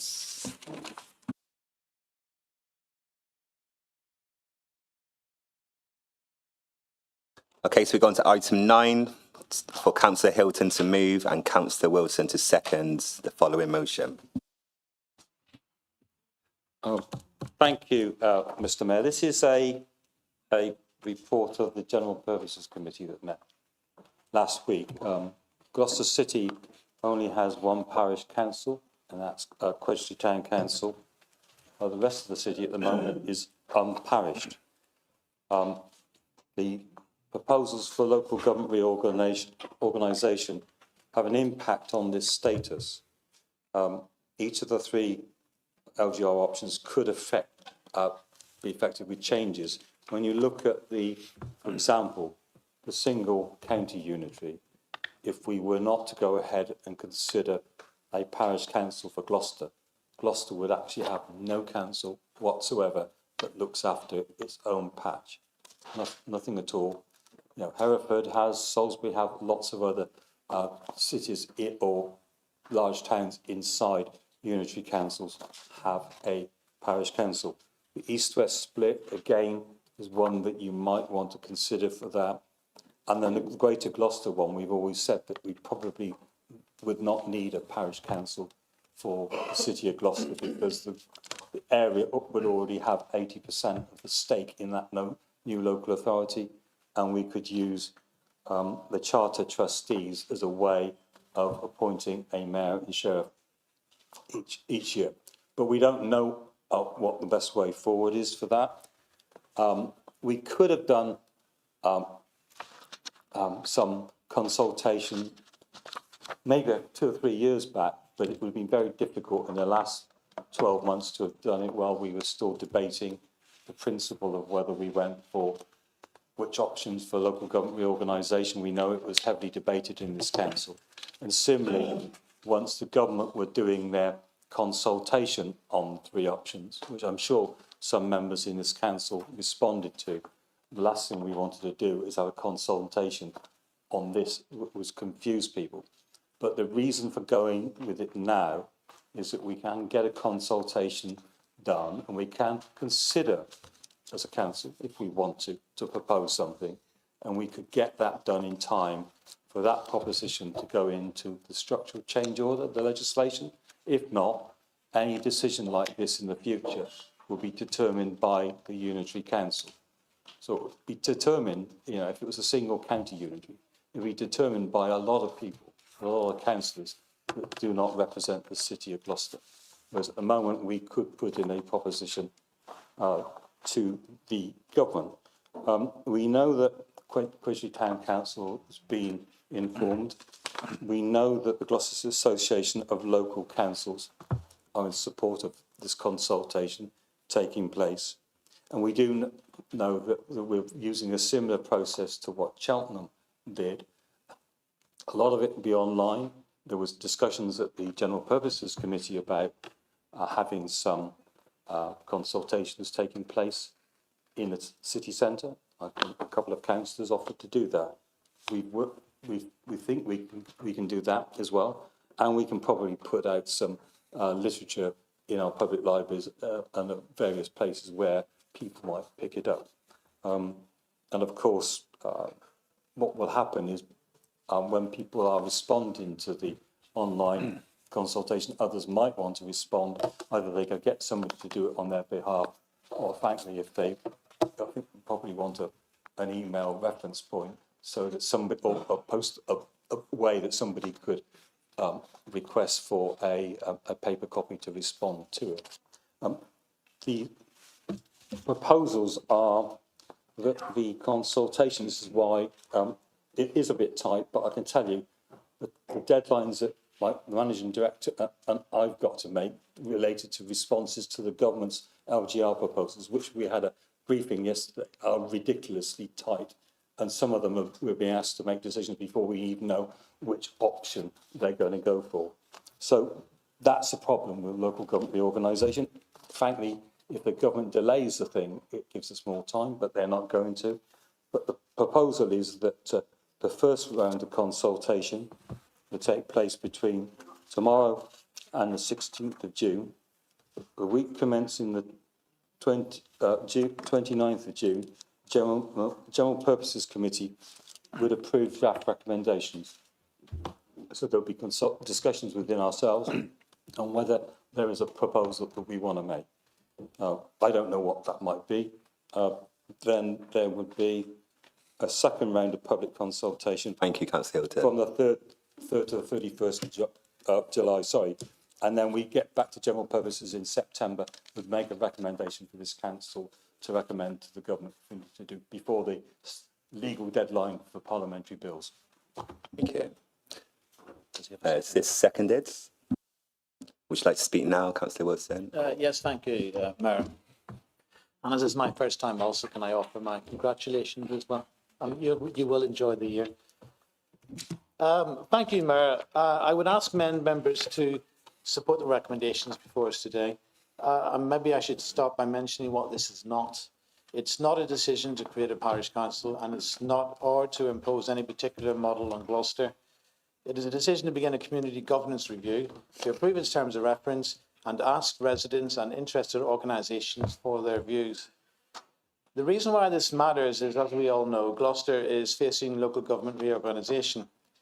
Depending on the government's final decision, we may need to consider how local identity, local representation, and Gloucester's civic traditions are protected in the future. This includes the historic offices of Mayor and Sheriff, which are an important part of the city's heritage. The report makes clear that a successor parish council is one of the possible ways to preserve these civic offices, alongside chartered trustees, and a community governance review is needed if that option is to be properly considered. Oops. We need to do this consultation because the alternative would be to do nothing, and at this stage this would lose time and potentially leave Gloucester with fewer options when reorganisation decisions are made, which will be out of our hands. So really this is about keeping the options open, listening to residents, protecting Gloucester's identity, and ensuring that any future arrangements are based on evidence rather than assumptions. For these reasons, I would urge members here to support the recommendations. At this stage, it's just a consultation, but we need to get views on board. And you say there are many ways we can do that. So I would urge everyone, given that we've got a very tight timetable on this, to support what we're proposing today and what went through the sort of General Purposes Committee last week. Thank you, Mr. Mayor. Okay, so we haven't received any amendments. So proposing to move on to debate. So we're going to move on to the debates. Councillor James was first. Councillor James. Thank you, Mr. Mayor, and I'd like to add my congratulations to you and Madam Mayor, Deputy Mayor and Sheriff. Thank you. I'm concerned about this proposition. I'm worried at why it's been rushed through so quickly. And Councillor Wilson said about keeping the options open. I understand that, but I do feel that this is possibly a fallback position for if the Greater Gloucester does not come out of the local government review. And I'm really concerned that we're not asking the right questions here. How can you expect a meaningful answer to a consultation that leaves out important details like what services will this parish council provide? Will it just be parks and grass cutting? Will it be refuse collection? Will it indeed have any assets that could possibly have been transferred over to the new unitary authority? And I'm also concerned as to how much this is going to cost the people of Gloucester. I thought that the whole point of local government reorganisation was cutting out layers of local authority, not introducing new ones. Now, as a member who lives in Quedgeley, I pay a precept to Quedgeley Town Council. I believe that's about £45 a year to Quedgeley Town Council. We could be looking here at putting serious money on people's bills. And I think if we're not upfront about that to start with and what they're going to be paying for and what services they're going to get, it's going to skew the results.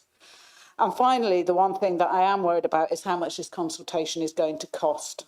You know, we've already spent money on local government reorganisation proposals. We're spending more money here. I think it'd be better to take our time to make this decision. Rush decisions are rarely the best answers to the questions. Thank you. Okay, Councillor Chambers, the Booth. Thank you, Mr. Mayor, and I'd like to extend my congratulations to you both as well.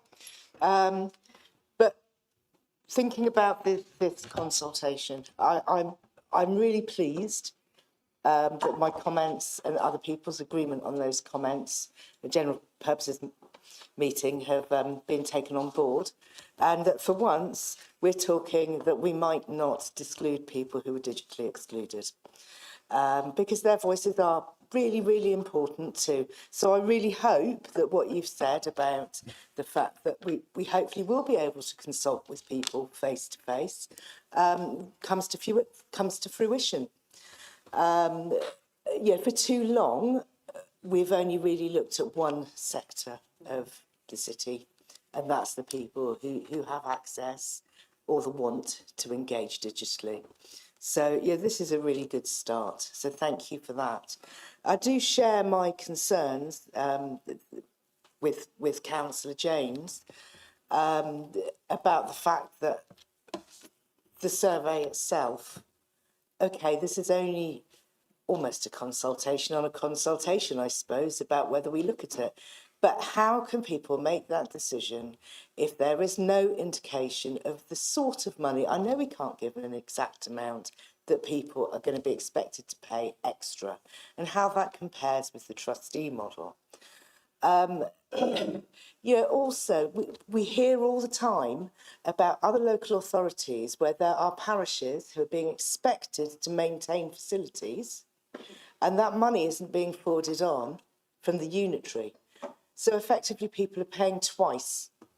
How are we going to ensure to people through this consultation that this is something that wouldn't happen in Gloucester? Because these are all questions that people need answering. Thank you. Okay, Councillor Marshall. Thank you, Mr. Mayor, and many congratulations to you both. So, in my opinion, this just adds to the level of bureaucracy. We are a city council, we are a city, not a parish in a village. And I'm hearing that it could still be called Gloucester City Council, which just takes away the point of it all.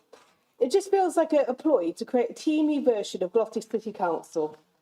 This goes against the principles of devolution, in which residents will have one council to go to and not multiple. Whilst I agree that civics must remain, we should not rush with this and go back to the drawing board for a better consultation which sets out the cost to the taxpayer and the implications as well as the pros and cons. Thank you, Mr. Mayor. Are there any other debates? Councillor Pullen.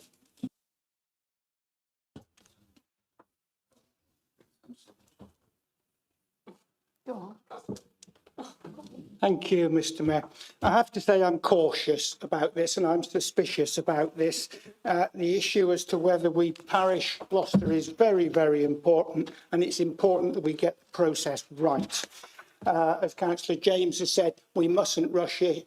Rushed legislation is poor legislation, and as Councillor Chambers has said, Jabus has said, we've got to get the consultation right.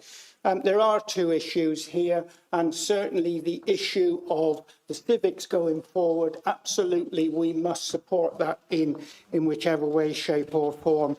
When it comes down to parishing of the city, yeah, there may be a need for this, but the proposal paper doesn't say what for, as my colleagues have already said. The first question when you go out to a consultation, people will say, what is this parish council for? And the second question they will ask is, how much is it going to cost us? So I don't honestly know how you can genuinely go out to consultation and ask people those questions if you're not giving them the full facts. As Councillor James said, every parish council, parish authority has a prefect, and we know in Quedgley for a Band D property at the moment it's £45.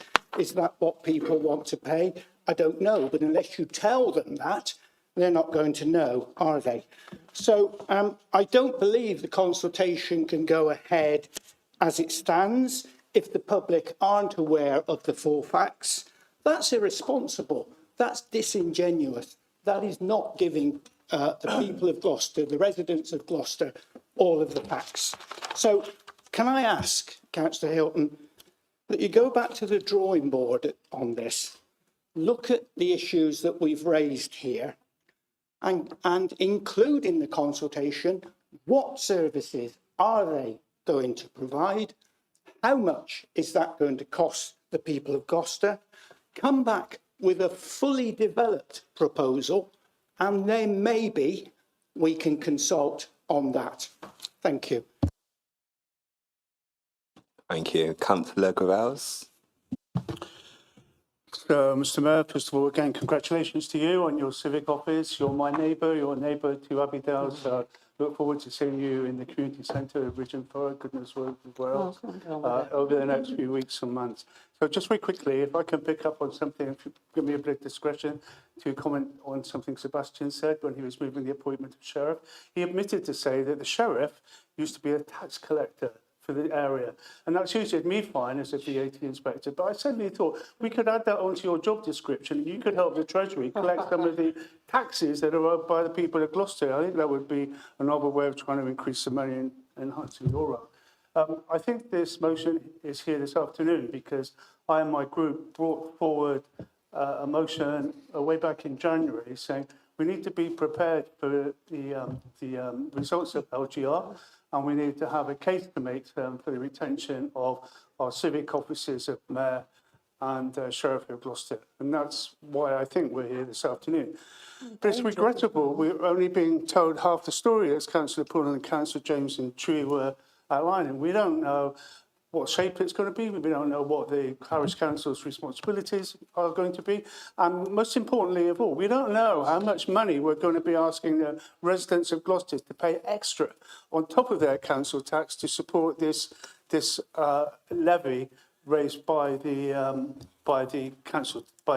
parish councilling. Earlier, just 2 or 3 hours ago, we had a fantastic ceremonial when you were both installed as Mayor and Sheriff, 500, and I can't remember, it's even older, it's for the, 500 and something for the Mayor and something much bigger for the Sheriff. And we have the maces, which some of them are really, really old and part of the history of this city. And I think people are passionate about the heritage and the traditions of Gloucester, and we must do all we can to maintain them. But we don't do that by signing up without having all of the facts and figures about what a parish council would cost. I appreciate that it's one way that we could, in inverted commas, retain the offices of sheriff and mayor, but I think we need to look alongside that in parallel with that, the option of, I'm going to get the words wrong, the wrong way.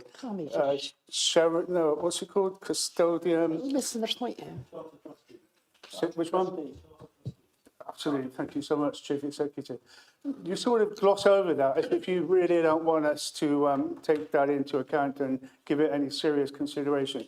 So I think the Labour group are right to call for a delay. The next meeting is only a few weeks away in July, and I urge you to take that on board and seriously consider it, and not try and bounce us into a decision this afternoon. No, I think we've got support.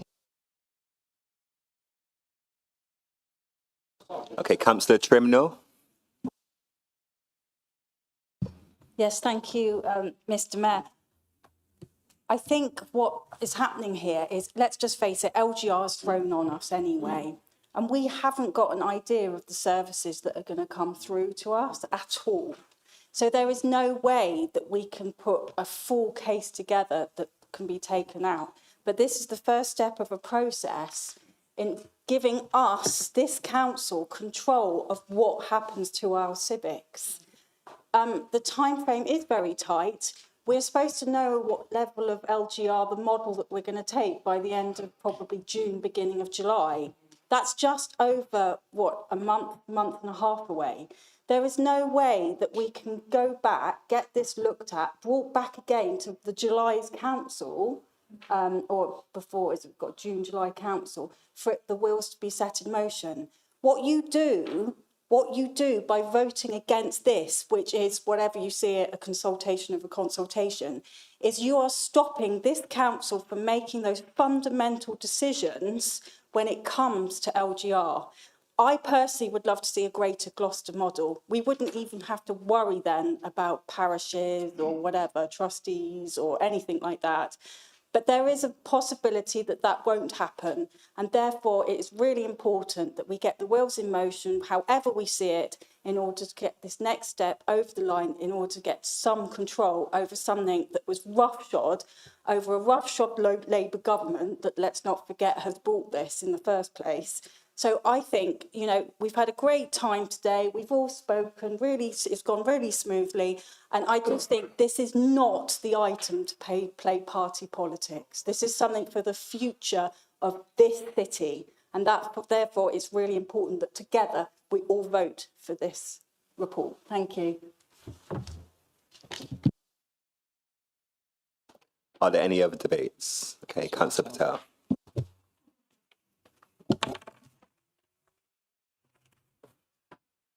Yeah, thanks, Mr. Mayor.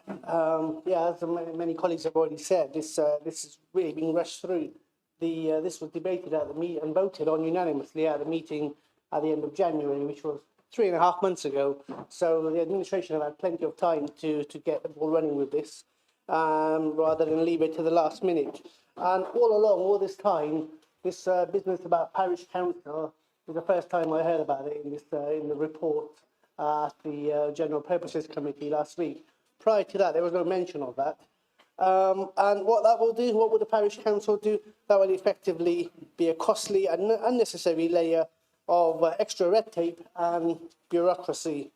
When what we ask for is something simple and effective in that motion. Ultimately, such an option will hit our hardworking residents and taxpayers in the pocket with another unnecessary tax levy. And this is wrong on all levels across the board, when we're already at a very difficult and challenging time of serious cost of living crisis, when petrol prices, diesel prices are up, gas, electric price, water prices are up, food prices are up, rent, mortgages are up, insurance prices are up, everything's up, and potentially we could be asking residents to pay even more than they're already paying with their council tax. And let's not forget this council's track record. Somebody who, on the other side mentioned about the decision making. Let's talk about the council's decision making to now. We've had to ask for a £14.5 million bailout from the government with a loan. We put up council tax already. We put up parking charges in the city. We put up green waste charges up. We've introduced a new charge for replacement wheelie bins and caddies and green boxes, etc. And what we've had the airport sale fallen through as well. And let's not forget, this airport is already costing the taxpayers, maybe more, but at least £220,000 each month. That's a ridiculous amount of money that we're blowing away. Absolutely. And, all these multi-million-pound overspends across the board in various different portfolios for these cabinet members and this council. Let's not forget the forum is costing this taxpayer and this council a fortune as well. And it's 80% or 85% unoccupied at the moment. Let's not forget the empty properties that the council purchased in my ward for £1 million more than 1 year ago, and they are still sat there empty. This is all taxpayers' money. All we want to do is blow more taxpayers' money. And what do we want to do? We want to potentially, with this parish council, put another burden on the council, on the taxpayers, for more money. So this is the track record of this council. It's quite frankly embarrassing, and people should be held accountable for that. So, quite frankly, we won't be supporting this because we feel this is being rushed through. You have plenty of time to get your house in order, and this is unacceptable to put the pressure on us now because you haven't done your job properly. Thank you. Thank you. Councillor Courtney. Thank you, Mr. Mayor. First of all, we've heard a lot of comments saying, why is the council spending all this money on this consultation exercise when we're under financial pressures? I mean, if you've read the report and you've read section 9, the financial implications, this has already been considered. And it clearly states there that the costs associated with carrying out the consultation, including officer time, will be met from existing budgets. So as with any motion or report that's brought to council these days, it has to go through financial review with our officers to see whether it can be supported within existing budgets. So to say that we're wasting taxpayers' money on this is just very inaccurate at the least. Saying that we're rushing this through, the timescales that are being imposed on us by the government for this whole LGR thing, forcing us to rush everything through. If we had our way, we'd take much longer over it. If we had our way, we wouldn't be doing it at all. But we have to, and we want to make sure that the public has a chance to have their say on this. If we wait until July now to go out for any kind of consultation, we're rushing them through, aren't we? We're putting pressure on our residents to read it, understand it, form an opinion on it, feed back to us by the deadline in September. As far as I can see, there's a timetable that allows for 2 rounds of consultation. So as more information emerges over the summer, as we're expecting it to, by the time we get to that second round of consultation, maybe we'll have more information that we can share with people. But if we want to engage properly with people and give everybody a chance to respond and have their voices heard, the sooner we start this, the better. Thank you. Thank you. Councillor Lewis. Thank you very much, Mr. Mayor, and congratulations, like everybody else has been, to the Vice Mayor. There's one thing that struck me. I come from that long-distant land called Quedgley, where we pay extra anyway for having a town council, parish council, whatever. Now, if this goes out, are we going to ask the people of the rest of Gloucester, you're going to come in line with Quedgley, and you're going to pay more, or is Quedgley going to get a rebate? Which one is it going to be? Because you can't have both. So, hang on, Jeremy, I'm having my say now. Well, I'm just asking the question that was said earlier. I don't know. I mean, I'm in two minds, I must admit. But I understand the need to get it through. Totally understand that. But I think some of the questions and whatever need to be better thought through. So I understand the timescale. I really do. But I don't want to support it going through as it is. So I'm just going to throw that out as it is and say, no, I can't at the moment. Thank you. Councillor Jones. Councillor Jones. I'd just like to congratulate you on you being Mr. Mayor and Sheriff. Thank you. Perhaps we should be asking if people would like the opportunity to consult once we know our local government reorganisation outcome. Survey suggests we are asking opinion of which model people would like, but it is too early to ask that.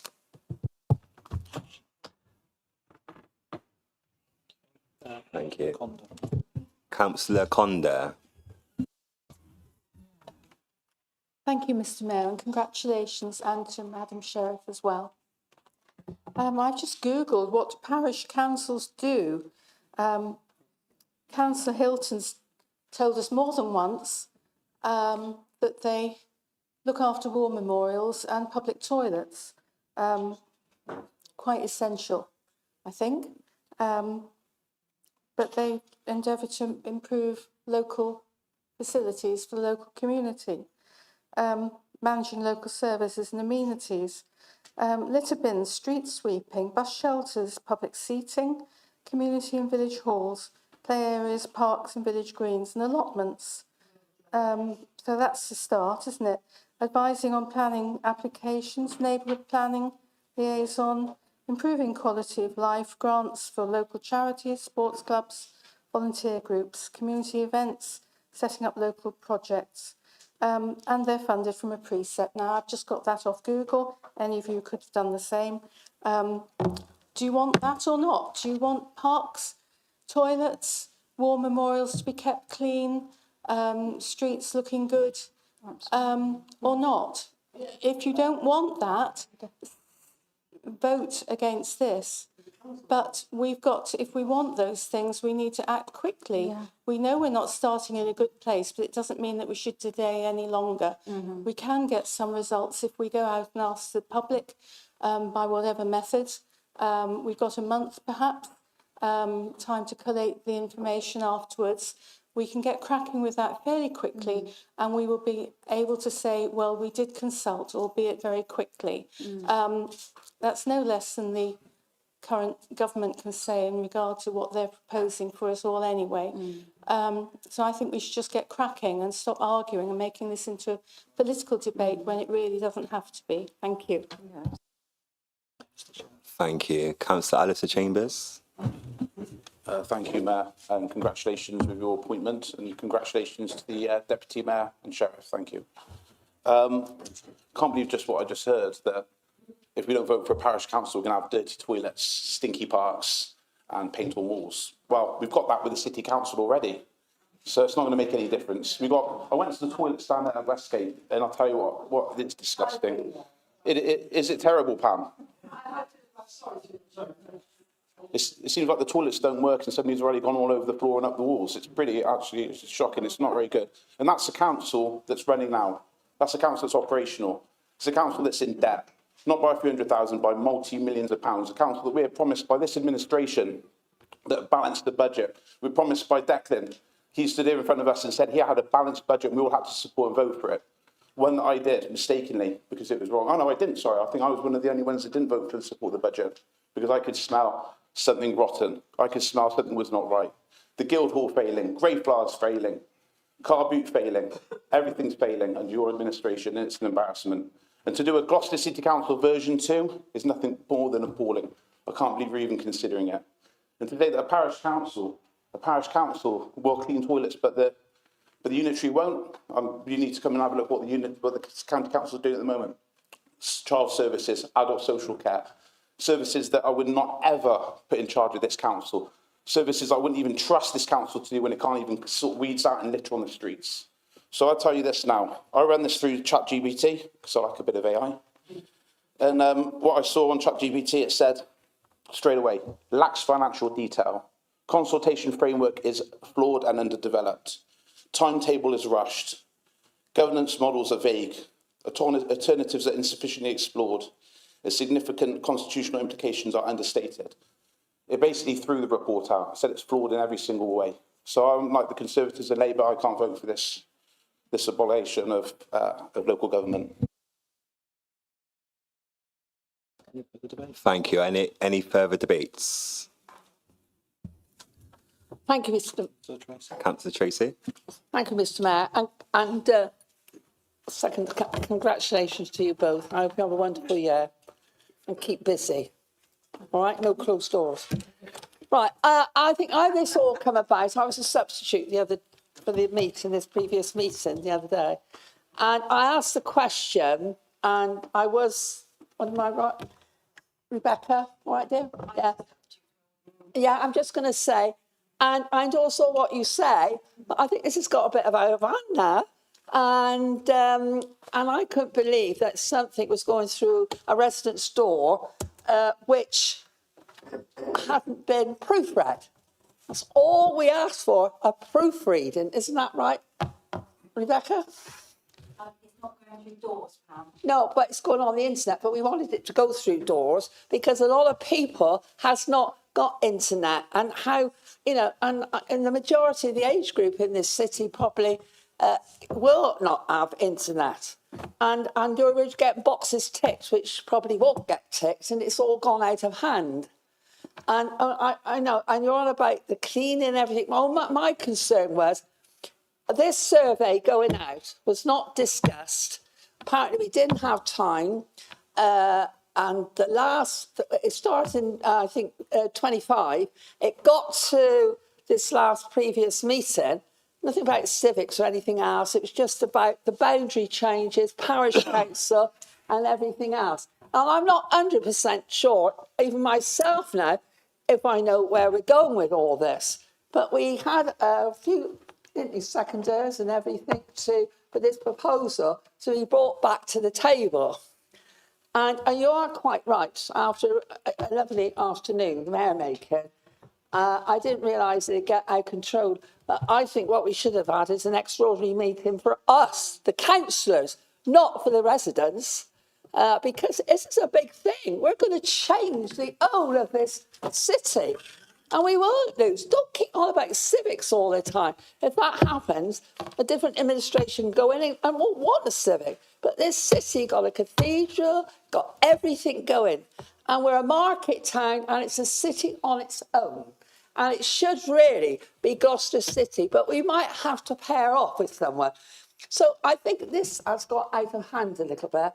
And perhaps we could call an extraordinary meeting after. So, and what's been said, and I agree with you, perhaps this consultation go out because it's only going to be half done and come back to decide on it. But you're not having, say, 40%, 60% of the residents who's lived there, like my age group, all our lives and still don't know what they're voting for because they're not on internet. So let's have an extraordinary meeting. What do you think, Councillor Chambers? Yeah, and let's have our own debate. Thank you, We're Tracy. talking about this city and its charters. And I'm sorry, Tanya, and again, see if it's extra work, but let's bring it on. Bring it on. Thank you. Councillor Trimnall wants to make a point of personal explanation. Okay, Councillor Trimnall, point of personal Thank you, explanation. Mr Mayor. I wonder if I can make a point of clarification. Personal explanation in terms of I was also a substitute at that general purposes meeting. Sorry, I just think. Sorry. I was a substitute myself at that general purpose meeting, and it was a really good debate we had. And I just want to, as a personal explanation, all those recommendations that we put, can I just seek clarification that they have actually been actioned in time for this council meeting? And if that is the case, then I think it's really important of those members to recognise that those actions have been taken.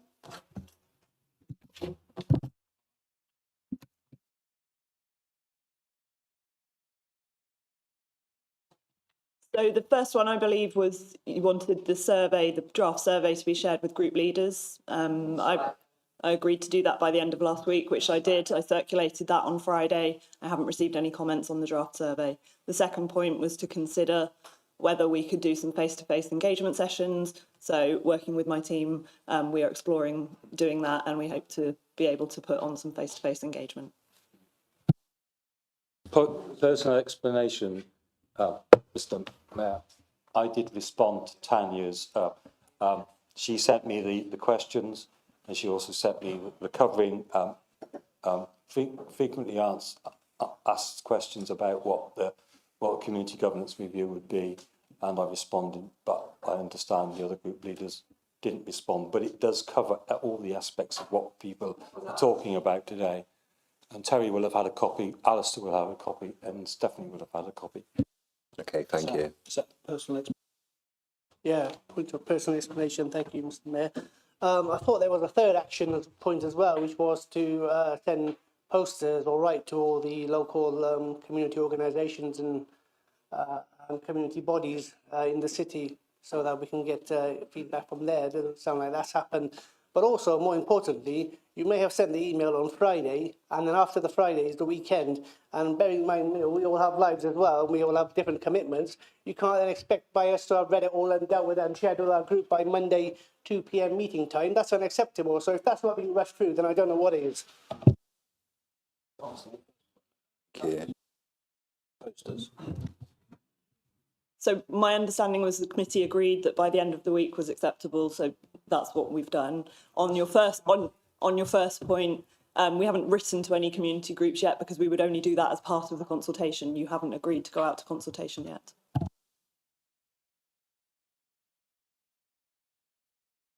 Okay, thank you. Councillor Field was next. Councillor Fields. Thank you, Mr Mayor. I think it's a bit of a strange debate and some strange things have been said. I don't feel that everyone's fully read the report, and I don't think that everybody's fully listened to some of the points that we've made on this side. On a day that we're celebrating our wonderful civics, should we not be exploring all the options, as the report says, for preserving them, if that needs to be the case? We hope it doesn't, but it might need to be the case. And also, you know, this is an example of democracy in action. We're putting it out to people, the residents of Gloucester. What do they think on this question of parishing the unparished parts of the city? If they don't like it, they'll say no. And if the opposition benches don't like this option, they can campaign for that and ask people to submit their response to the consultation and say no. But the consultation doesn't cost us any extra budget, the report says, and we'll take that as read and the truth. And so I don't see what's wrong with asking people their opinion. After all, we weren't asked our opinion on local government reorganisation in the first place, because we would have said, don't do it. Thank you. Is there any further debates? Councillor Harris. Councillor Harris? Yeah, thank you, Mr. Mayor. A lot's been discussed about, obviously, protection of the civics as well, but also I think what we need to think about is protection of the voice for the city. So as some of the other members in here, I also come from Quedgley, where we have a parish council, and they do amazing work, and they fight for Quedgley. Now, in this council chamber, we're responsible for the whole of the city of Gloucester, but only Quedgley has a dedicated parish council that's fighting for Quedgley and inputting into this council. If we were to end up with one big mega unitary, who's going to be fighting for Gloucester? It will be just the couple of councillors that are from the city on that new authority. But by having a dedicated Gloucester Parish Council, Gloucester City Council, whatever you want to call it, that will ensure that there's an organised, focused body on just the city of Gloucester. And I think it's key that our residents should be aware that if we get this new mega council, Gloucester won't have a voice in this mega council. It's important that we have an organisation such as a parish council fighting for Gloucester. Thank you. Any further debates?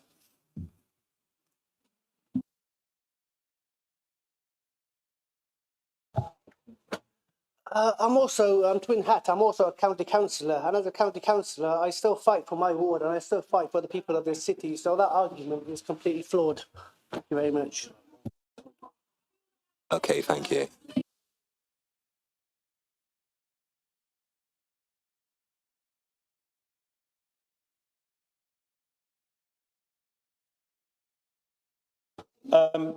Closing speeches. So you go back to Councillor Hilton to sum up. Okay, Councillor Hilton, to sum up. Yeah. This is about consultation in the event of one of the options of LGR being approved by the government. Each one has its own different impact on the city of Gloucester. But we could get to the situation, if we don't support this today, that Quedgley Town Council, which Councillor James and Councillor Pullen are lucky to have, will be the only representative body in the city, with the rest of us, in the rest of the city centre, the historic heart of Gloucester, would not even have its own parish council. Salisbury and all these other cities have their own parish council. Hereford does. It's got a unitary authority. None of them we wouldn't have anything of that nature. And all we're doing is asking to go out for early consultation. The questions have been sent to the other group leaders. I responded. They're very good. It covers most of the things you would want. And when we've got those reviews back from the public, we can make a decision whether or not we think we want a parish council for the whole of the city and consume Quedgley. We don't want one, or whatever it is. We can have a look at all those things. Or we decide we get the Greater Gloucester model. We really don't need a parish council because we'll have the big say in how that one runs, and we just have to probably use the what's the other term? I've just forgotten it. charter trustee to appoint the civics for the city. But all those things, as far as the powers of that parish council, that is dependent on the new unitary authority and the powers that it agrees to. So that's the purpose about getting it done now. So it goes to the charter trustees. So the new unitary authority is requested by the government to sort out the powers and negotiate those things. That's what it's all about. It also is about whether the new unitary authority, if it was a single county, wanted to devolve responsibilities to parish and town councils. And it would do that to 260 odd all over Gloucestershire. But when it comes to Gloucester, oh no, we're going to run that from the centre. That's the situation we would be in. So all we're doing is consulting on it. It's not going to cost anything to consult. And we're not proposing anything at this point in time. I'm completely open-minded. I really don't care. If you don't vote for this, I just think we've shot ourselves in the foot. And we're just playing political points just for the sake of we're asking people what they think. And you're suggesting we should ask people what they think?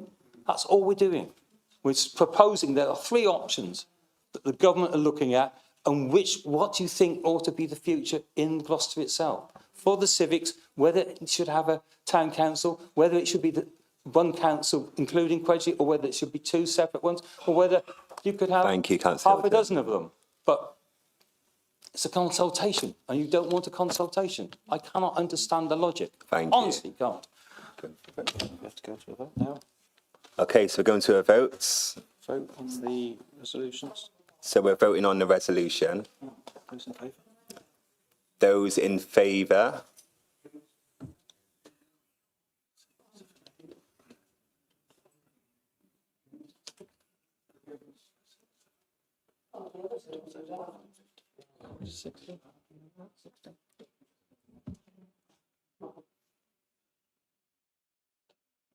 Yeah. Okay. So those against? Yeah. Those against?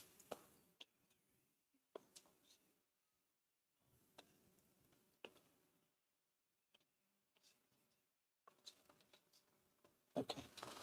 So those in favour 17, those against 18. So the motion is lost. Okay, so the motion is lost. 18 to 17 votes.